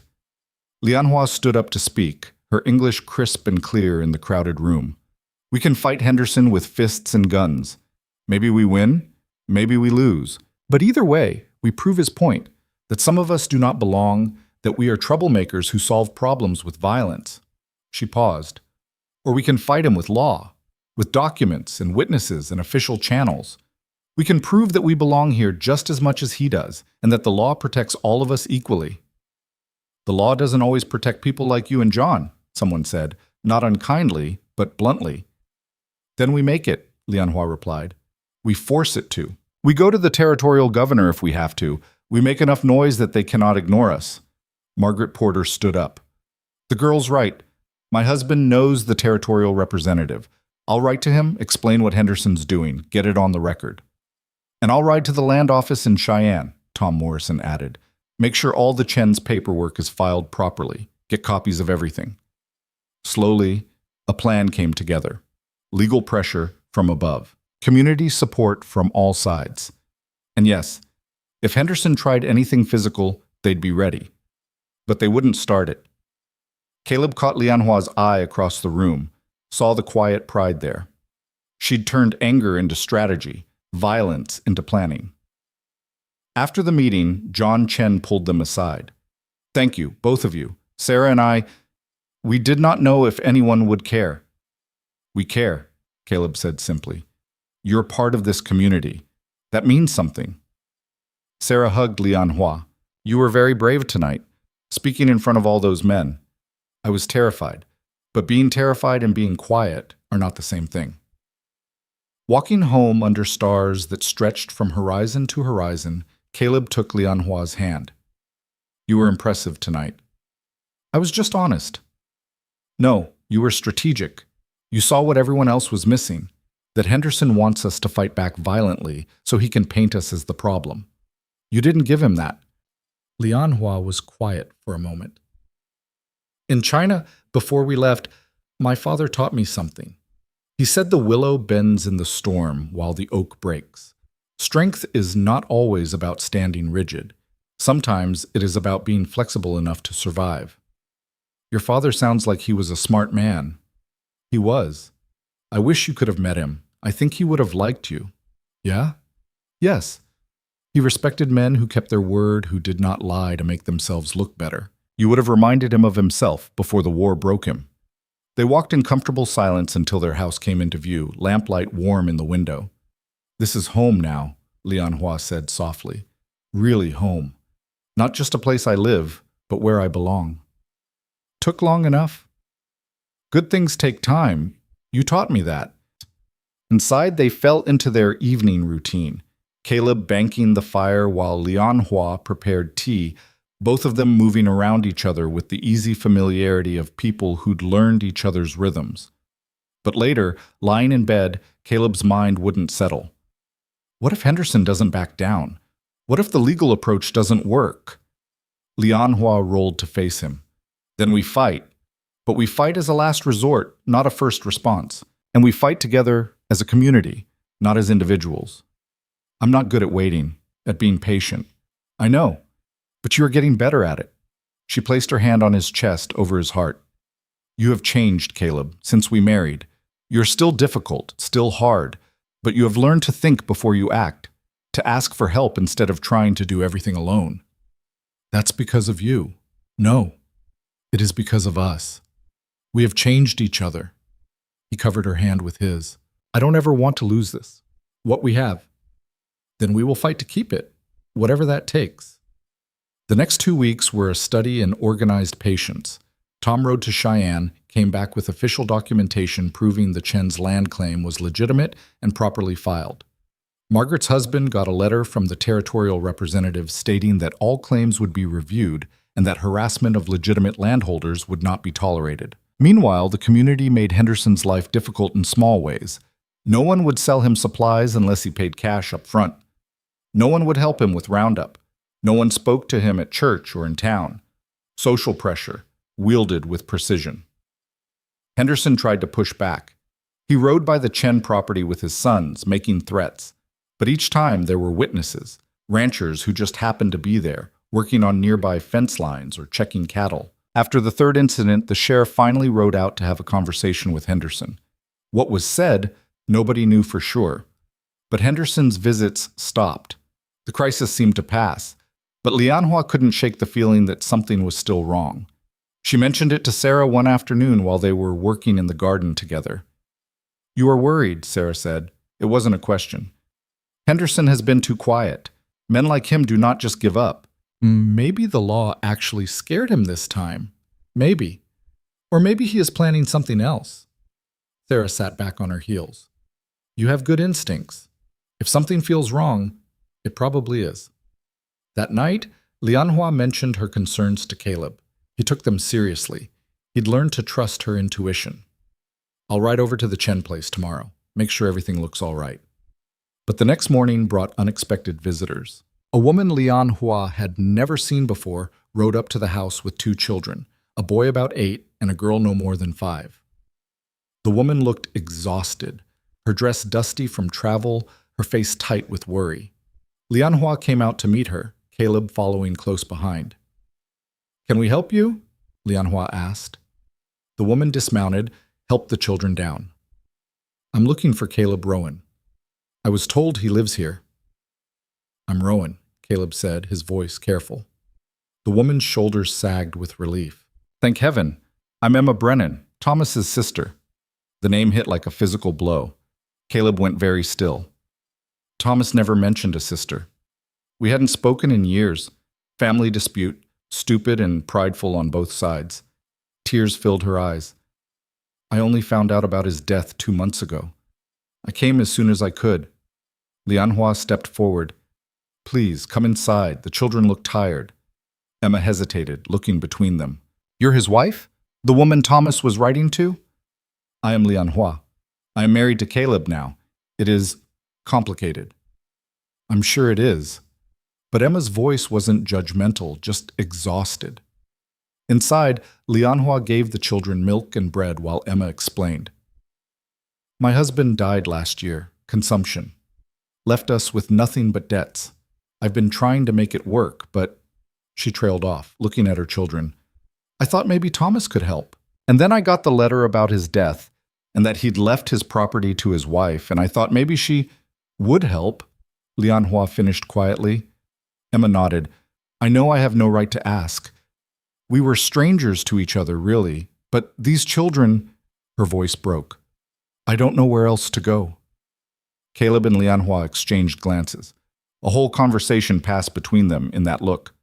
"You can stay here," Caleb said, "as long as you need." Emma's eyes widened. "I can't ask you to?" "You're not asking. I'm offering. Thomas would have wanted it. But your wife..." "Would agree," Lianhua said firmly. "We have room. The children need safety. That is enough reason." Emma started crying then, deep sobs of relief and grief mixed together. Lianhua held her while she wept, this stranger who'd brought Thomas's blood into their home. Later, after Emma and the children were settled in the spare room, Lianhua found Caleb outside, staring at the mountains. "You were thinking about Thomas?" "Yeah, wondering what he'd make of all this. I think he would be glad that his sister found us, that we can help. She's going to need more than temporary shelter. She needs a real solution." Lianhua leaned against the fence beside him. "Then we will find one. Together. There's a school teacher position opening up in town. Margaret mentioned it last week. Emma's educated. Thomas told me once that she was the smart one in the family." You think she would teach?" "I think she needs purpose as much as she needs safety, and those kids need stability." He turned to look at Lianhua. "But that means she'd be here permanently, or at least long term. Is that a problem? Is it for you? This is your home too." Lianhua considered. "I like having other people around. The house feels less empty. And the children..." She paused.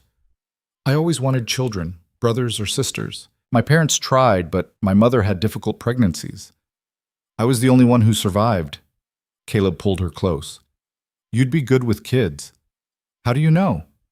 "Because you're patient, kind, strong enough to teach them what matters." She looked up at him. "Are you thinking what I am thinking? If you're thinking that we might want kids of our own someday, then yes. I am thinking that, but also thinking that we should not rush. We are still learning each other." "Agreed, but it's good to know we want the same things." They stood there as the sun set, painting the sky in shades of orange and red. Two people who'd started as strangers and become something neither had planned but both had needed. Inside, Emma was reading to her children, her voice soft and steady. The sound drifted through the open window, filling the evening air with unexpected warmth. The next day, Lianhua took Emma into town to meet Margaret Porter. Within an hour, Margaret had all but hired Emma for the teaching position, pending approval from the school board. "We need good teachers," Margaret said. "And you're clearly educated. Can you start in September when school resumes?" Emma looked like she might cry again. "Yes, thank you. I don't know how to repay. Teach our children well. That's payment enough."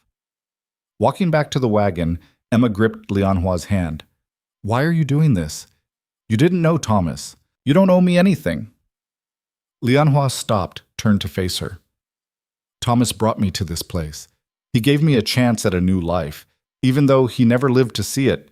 Helping his sister is how I honor his memory. But Caleb, the marriage, I still don't understand how that happened." "It is complicated," Lianhua admitted, "but the simple truth is that Thomas asked Caleb to take care of me, and Caleb keeps his promises. What started as duty became partnership, and partnership became love." Emma studied her. "You really love him." "I do. More than I expected. More than I knew I could." "And he loves you?" "Yes, in his way, which is not always gentle or easy, but it is real." Emma smiled, the first genuine smile Lianhua had seen from her. "Thomas would be happy. He always said Caleb needed someone strong enough to handle him." "I am not sure I handle him. We handle each other."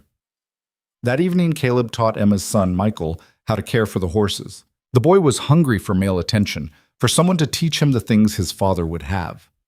Watching them, Lianhua felt something shift in her chest. Caleb was good with the child, patient, clear in his instructions, but also warm in a way he rarely showed. He would make a good father someday. Later, after everyone was asleep, she told him so. "You were good with Michael today. He's a good kid, smart, pays attention. You were patient with him, gentle even." "Ma," Caleb shifted uncomfortably. "Don't make it into something it's not. I just showed him how to brush a horse." "You did more than that. You made him feel valued, important, like his questions mattered." "His questions do matter." "Exactly." She kissed his cheek. "You will be a good father when we are ready." He pulled her close. "That's a terrifying thought." "Why?" "Because I don't want to mess it up. Don't want to give a kid my damage, my problems." "You will not, because you will have me to balance you, and our children will have both of us, your strength and my flexibility, your honesty and my patience." "You make it sound simple." "It will not be simple, but it will be worth it." They fell asleep like that, wrapped around each other, planning futures that felt both impossible and inevitable. The next week brought news from town. Henderson had sold his property and left the territory, gone south to Texas, according to rumors. "Just left?" Caleb asked Tom Morrison, who'd brought the news. "No fight? No final confrontation?" Apparently his wife gave him an ultimatum. Sell and start fresh somewhere else, or she'd take the kids and leave him. She'd had enough of his meanness. After Tom left, Lianhua found Caleb in the barn, processing the information. "You are disappointed." "What? No." "You are. You wanted a fight, a clear victory." Caleb sighed. "Maybe." "Is that terrible?" "It is human. You wanted justice for what he did to the Chens, for the fear he caused, but this is better." "How?" "Because nobody got hurt. Because the Chens can live in peace now. Because we won without violence, which makes the victory cleaner." She stepped closer. "Your way would have worked too, but my way costs less." He pulled her into his arms. "Your way is usually better. I'm learning that." "Learning is good. It means you are not as stubborn as you pretend to be." "Don't tell anyone. I have a reputation to maintain." She laughed, and the sound filled the barn with light. That night, Emma approached them after the children were in bed. "I've been thinking about the school position, about staying here permanently." "Having second thoughts?" Caleb asked. "No, but I want to be clear about something. I'm not here to replace Thomas or to insert myself into your lives. I'm grateful for the help, but I don't want to be a burden. You are not a burden, Lianhua said firmly. You are family. I barely knew Thomas as an adult. We were estranged for so long. That does not matter. He was important to both of us. That makes you important too. Emma's eyes filled with tears. I don't deserve this kindness. Everyone deserves kindness, Lianhua replied, especially when they are trying to build a better life for their children. After Emma went to bed, Caleb pulled Lianhua close. You know we're building something here, right? Something bigger than just the two of us. I know, a community, a family. You okay with that? More than okay. I came here expecting survival. Instead, I found purpose. She looked up at him. We both did. He kissed her, deep and thorough, then pulled back with a smile. What? She asked. Just thinking about how wrong I was. About everything. Explain. I thought keeping Thomas's promise would be a burden. Thought marriage would be a trap. Thought love was something that happened to other people, not to me. He cupped her face in his hands. I was wrong about all of it. You're not a burden. This isn't a trap. And love? He paused. Love is the only thing I got right. Lianhua felt tears slip down her cheeks. I was wrong too. I thought I would always be alone. That nobody would see past what I looked like, where I came from. I thought safety was the best I could hope for. And now? Now I know that safety is just the beginning. That belonging is possible. That love does not care about the color of your skin or the country you were born in. It just is. They stood there in the lamplight, holding each other, two people who'd been broken by loss and circumstance, and somehow found wholeness together. Outside, the Wyoming night was vast and star-filled. Inside, a family was forming, not through blood, but through choice and care, and the stubborn refusal to give up on each other. It wasn't perfect. It would never be perfect. But it was theirs, and that was enough. Autumn came to Wyoming like a whispered promise, painting the valley in shades of gold and copper. Emma had started teaching, and her children had settled into their new life with the resilience only children possess. The house that had once felt too large for two people now rang with voices and laughter and the chaos of daily living. Lianhua stood at the stove one October morning, cooking breakfast for 5 instead of 2, and felt something she hadn't experienced since her family died.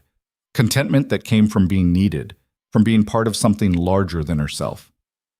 You're smiling, Caleb said, coming up behind her to steal a piece of bacon. She swatted his hand away.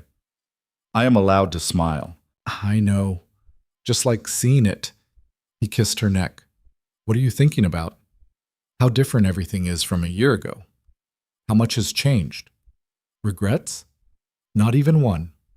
Emma bustled in with the children, and the moment of quiet intimacy dissolved into the morning routine. But Caleb's hand found Lianhua's under the table during breakfast, squeezed once, and she squeezed back. Later that day, Sarah Chen arrived with news that made Lianhua set down the shirt she was mending. I'm pregnant, Sarah said, her face glowing with joy and terror mixed together. 3 months along. The midwife confirmed it yesterday. Lianhua embraced her friend. That is wonderful news. Is it? I'm terrified. What if something goes wrong? What if I can't? You can, and you will have all of us to help you. Sarah gripped her hands. Will you be there? When the time comes? I know there's a midwife, but I want someone I trust, someone who understands. Of course, I would be honored. After Sarah left, Lianhua found herself thinking about children again. She and Caleb had been married 8 months now. They'd talked about starting a family, but in abstract terms, as something for the future. But watching Emma's children grow, seeing Sarah's joy despite her fear, Lianhua realized the future was already here. The question wasn't if, but when. That night, she broached the subject with Caleb as they lay in the darkness. Sarah is pregnant. I heard. John told me this afternoon. He's excited and absolutely terrified. Would you be? If it were us? Caleb went very still. Are you? No, not yet. But I have been thinking about it, about us having children. He was quiet for so long she thought he wouldn't answer. Then he rolled to face her, his hand finding hers in the dark. I'd be terrified too. but I'd also be happy, if that's what you wanted. What do you want? Honestly, I never thought I'd want kids. Never thought I'd be any good at it. But watching you with Michael and Annie, seeing how you are with them, He paused. I think maybe I could do it, if you were there to balance out my rough edges. Your rough edges are part of what I love about you. Yeah, but kids need more than rough edges. They need patience and gentleness, and all those things I'm terrible at. You're better at those things than you think. You just hide it behind gruffness. She moved closer. I'm not saying we should start trying immediately, but I'm saying I want it someday with you. Someday sounds good.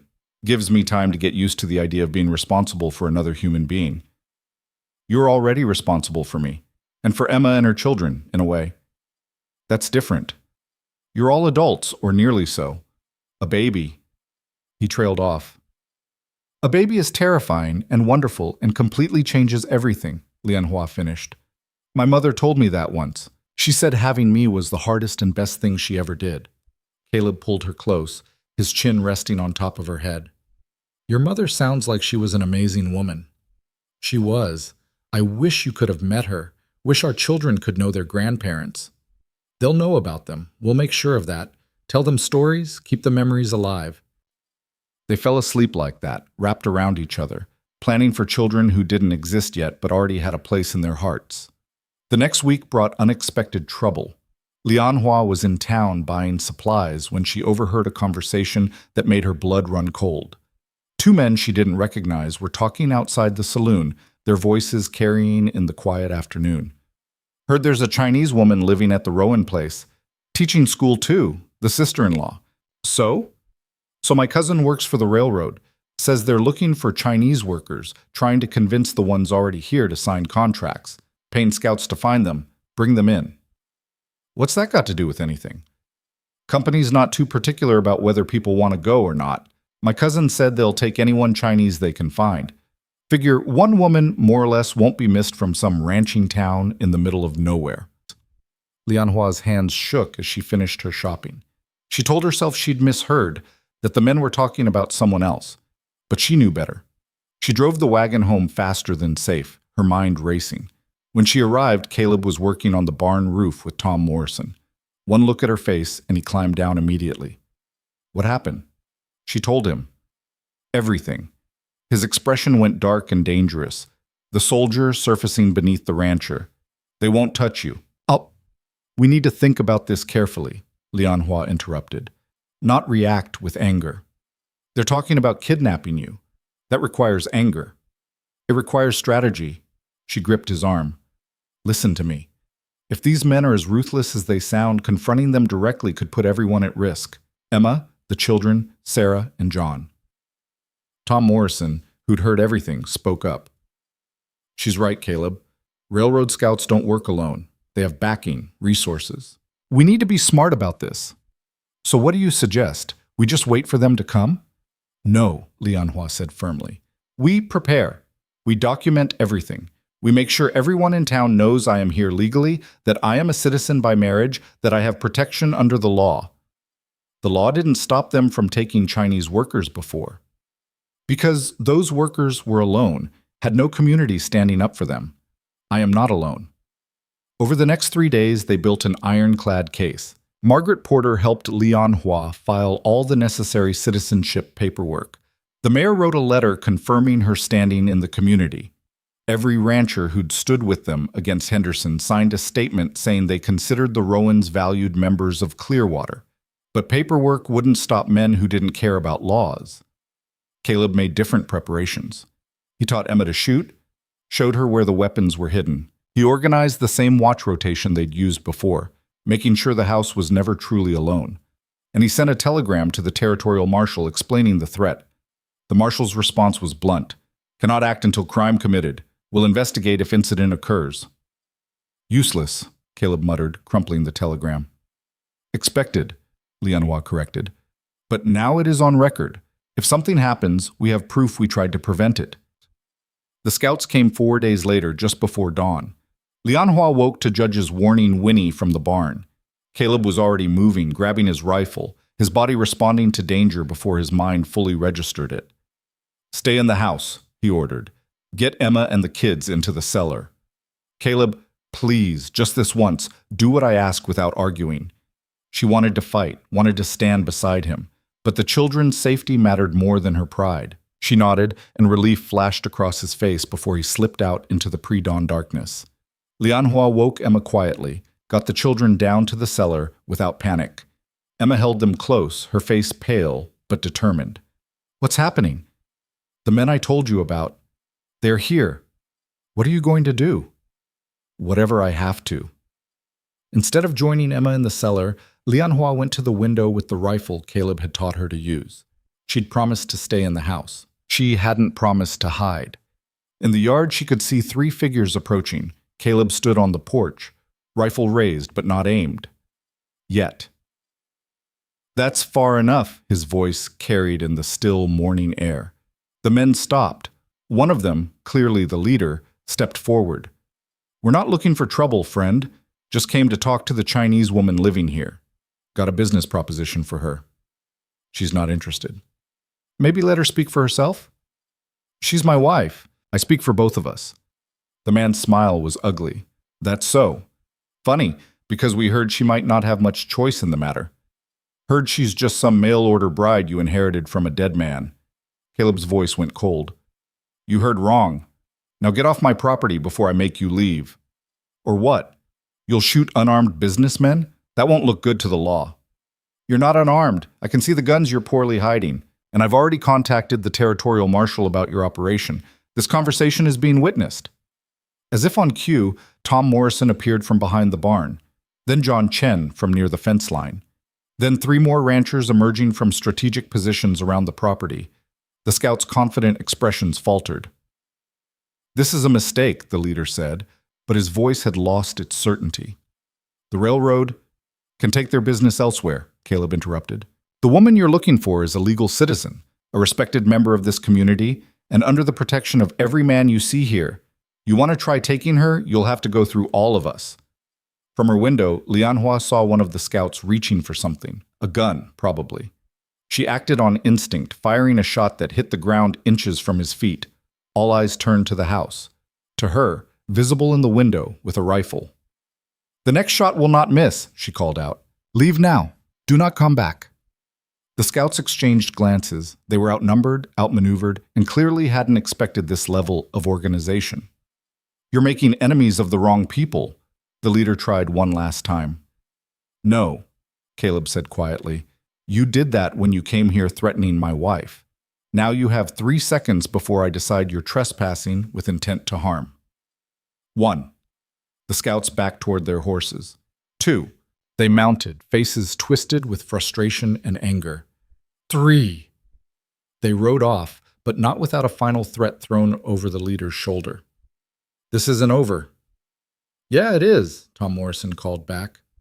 We've got your faces, your names from your horses' brands, and witnesses to your threats. You come back, we'll have the marshal here before you can blink. After they were gone, Caleb came inside to find Lianhua still at the window, rifle in hand, shaking slightly. He took the gun from her gently, set it aside, then pulled her into his arms. You were supposed to stay in the cellar. I stayed in the house. That is what you asked. That's not what I meant, and you know it. I know, but I could not hide while you faced danger. We are partners, remember? He held her tighter. Stubborn woman. Stubborn man. Emma emerged from the cellar with the children, both of whom thought the whole thing was an adventure. After making sure everyone was all right, the ranchers gathered in the kitchen for coffee, their expressions grim. They'll report back to whoever hired them, Tom said. Let them know it's not worth the trouble. Or they'll come back with more men, John countered. Not if we follow through on the marshal threat, Margaret Porter said, appearing with her husband in tow. They must have been part of the watch rotation. I'm writing to every territorial authority I know, making sure this incident is documented, that these men are identified, that everyone knows what they tried to do. It won't stop all of them, Sarah said quietly. The railroad is powerful. They have money and influence. But we have something they don't, Lianhua said. Everyone turned to look at her. We have community. We have people willing to stand together. That is more powerful than money when it comes to protecting what matters. The The mayor, Margaret's husband, nodded slowly. The girl's right, and I'll make sure the territorial governor knows what happened here. Railroad companies need licenses to operate. Bad publicity about kidnapping citizens could jeopardize those licenses. Over the next week, the incident became local legend. The story spread across the territory. How a small ranching community stood up to railroad scouts, how a Chinese woman defended herself, how neighbors became family in the face of outside threat. Letters came from the territorial governor, from the marshal, from officials Lianhua had never heard of, all saying the same thing. The scouts had been identified, their employer fined, and warnings issued across the territory that such tactics would not be tolerated. It wasn't perfect justice, but it was justice nonetheless. One evening, as winter's first snow began to fall, Caleb found Lianhua standing outside, face turned up to the sky. "What are you doing out here? It's freezing." Remembering. Remembering what? The first time I saw snow. I was 7 years old. My father took me outside and told me that each snowflake was unique, that no two were ever the same. He said people were like that too, each one different, each one valuable in their own way. Caleb wrapped his coat around her shoulders. "Your father was a wise man." "He was. I wish he could see this, see what I have built here." "Tell me about them. Your family? I want to know." So she did. Standing in the falling snow, she told him about her father, the scholar, her mother, the quiet strength behind the family, the dreams they'd had for her future. She told him about the voyage to America, about their hopes for a better life, about how quickly those hopes had died. "They would have liked you," she said finally, "would have approved of this marriage. Even though it started as a practical arrangement, especially because of that. They believed in building things that lasted, in choosing stability over passion. But they also believed love could grow from respect and shared purpose." She turned to face him. "They would have seen what we have and recognized it as real." Caleb cupped her face in his hands. "I love you, Lianhua Wei Rowan, more than I knew I could love anyone." "I love you too, more than words can say." He kissed her then, soft and thorough, and when they pulled apart, snowflakes had gathered in her hair like tiny stars. "Come inside before we freeze," he said. "In a moment. I want to remember this exact moment, when everything feels perfect. It's not perfect. The house needs repairs, winter's coming, we still have problems to solve. It is perfect because it is ours, because we built it together, because we fought for it and won." She took his hand. "Perfect does not mean without problems. It means worth fighting for." Inside, Emma had put the children to bed and was reading by the fire. She looked up when they entered, smiled at their snow-covered appearance. "You two look frozen." "We were talking," Lianhua said, shaking snow from her coat. "Must have been quite a conversation. The important kind." Later, in bed, Caleb's hand found Lianhua's stomach, rested there gently. "I've been thinking." "About?" "About what you said. About children. About starting a family." Lianhua's breath caught. "And I think maybe we should stop waiting for the perfect time. Maybe the perfect time is just when we decide we're ready." "Are you ready?" "No, but I don't think I'll ever feel completely ready. So maybe ready enough is good enough." She rolled to face him, searching his eyes in the darkness. "You are sure? This is not because of what happened with the scouts? Not because you are feeling protective?" "It's because I want to build something that lasts beyond us. Because I want to see you hold our child. Because I want to give you the family you lost." He paused. "And because I think we'd be good at it. Together." Tears slipped down her cheeks. "Yes, I want that too." They came together that night with new purpose, new intention. And whether it was that night or another, 3 months later, Lianhua woke feeling different in a way she couldn't quite name. Sarah, 5 months pregnant herself, took one look at her and smiled. "You are pregnant." "I do not know. I think maybe you are. I can tell." Same look I had at the beginning. The midwife confirmed it a week later. 6 weeks along, healthy, no complications visible. Lianhua walked home in a daze, hand on her still flat stomach, trying to process the reality of it. Caleb was mending fence when she found him. She didn't say anything, just stood there until he looked up. What's wrong? Nothing is wrong. Everything is right. She took his hand, placed it on her stomach. We are going to have a baby. She watched the emotions cross his face. Shock, joy, terror, wonder, all mixed together. Then he pulled her close, so tight she could barely breathe. We're really doing this. We really are. I'm going to be terrible at it. No, you will not. You will be exactly what our child needs. Honest, strong, and brave enough to try even when you are scared. He kissed her forehead, then her cheeks, then her lips. I love you so much it scares me sometimes. Good. Being scared means it matters. The pregnancy progressed through winter into spring. Sarah gave birth to a healthy baby girl in March, and Lianhua was there for every moment of it, learning what to expect, preparing herself.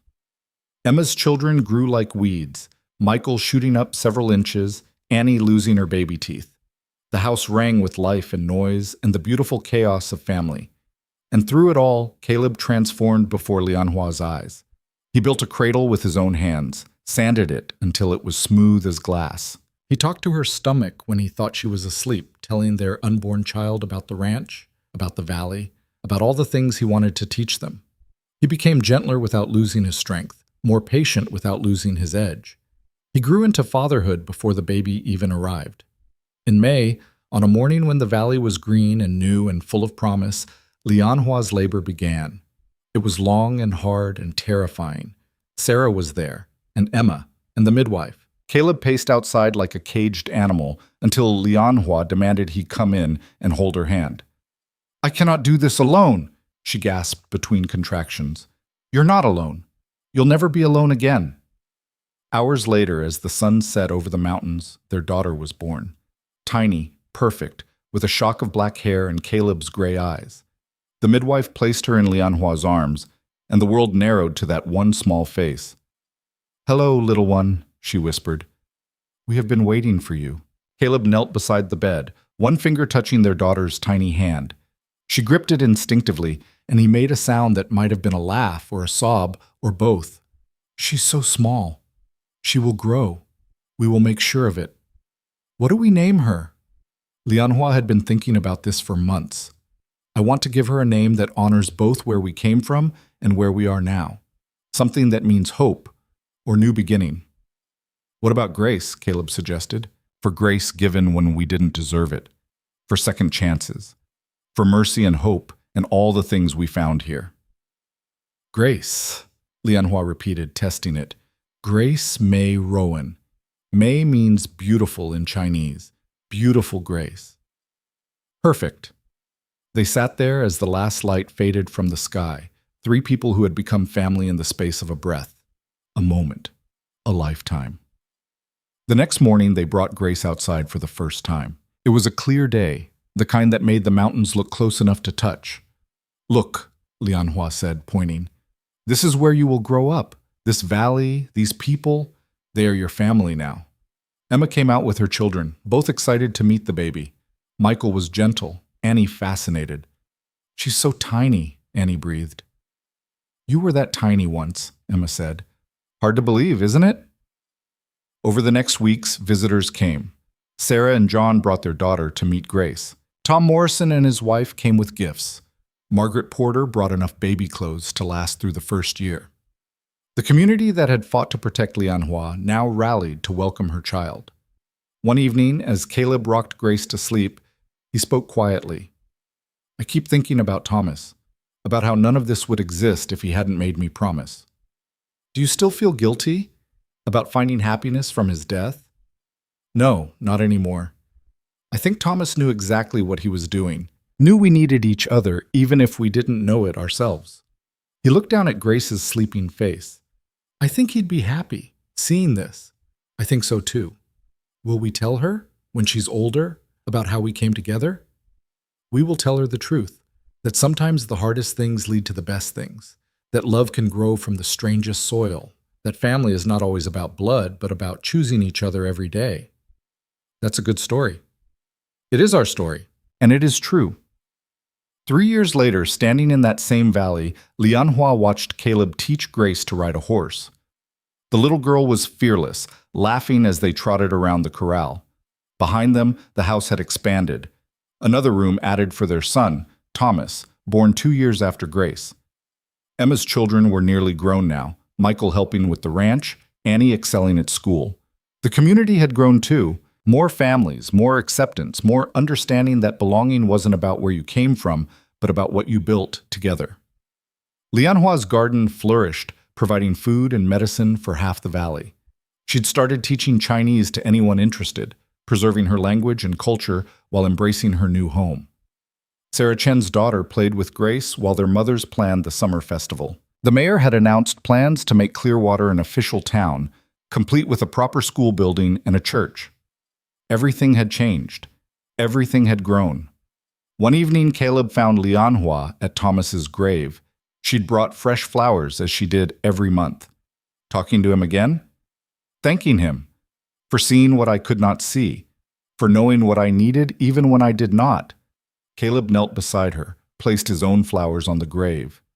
We named our son after you, brother. Hope that's all right. Figured you'd want your name carried forward. The wind whispered through the grass, carrying the scent of sage and wildflowers. Do you think he knows? Lianhua asked. How his promise changed everything? I think he hoped, maybe even knew. Thomas always could see things others couldn't. Caleb stood, helped Lianhua to her feet. Come on. Grace will be wondering where we are. They walked back hand in hand, leaving the past respectfully behind while moving toward a future they were building together. That night, after the children were asleep, Lianhua and Caleb sat on the porch watching stars emerge in the darkening sky. Tell me something, Caleb said. If you could go back, if you could change how we started, would you? Lianhua considered carefully. No, because the hard beginning made us stronger, made us appreciate what we have. If it had been easy, we might have taken it for granted. No regrets? Not even one. You? Just one. She turned to look at him, surprised. What? I regret waiting so long to tell you I loved you. Should have said it sooner. Should have admitted what I was feeling instead of being stubborn. You said it when you were ready. That is what mattered. Still, wasted time being afraid when I could have been loving you. She kissed him softly. We have all the time in the world now. No more wasting it. Promise? Promise. They sat in comfortable silence, watching the stars wheel overhead. Two people who had started as strangers bound by obligation and had become something neither had imagined possible. Partners. Lovers. Parents. Friends. Family. A promise written in blood and snow had led to this, a life rich with purpose, loud with children, warm with love that had been earned through struggle and choice, and the stubborn refusal to give up on each other. Lianhua thought about her parents, about how proud they would be to see what she'd built, about how they'd recognize the strength it took to survive, the courage it took to trust, the wisdom it took to let love grow in its own time. She thought about Thomas, about the letters they'd exchanged, about the future he'd envisioned that had transformed into something different but equally valuable. And she thought about Caleb, difficult, honest, brave Caleb, who had kept a promise to a dying man and found salvation in the keeping of it. The blizzard had taken a life, but the promise it left behind had created something far stronger than either of them could have built alone. A love forged in hardship, tested by danger, strengthened by community. A love that refused to die. And in the end, that was the greatest truth of all. That from the ashes of loss and the darkness of grief, something beautiful could grow. That broken people could heal each other. That love didn't need perfection, it just needed persistence. The storm had passed, spring had come, and in a small valley in Wyoming, a family thrived where once there had been only loneliness and pain. The lotus had bloomed, and it was worth every moment of the wait.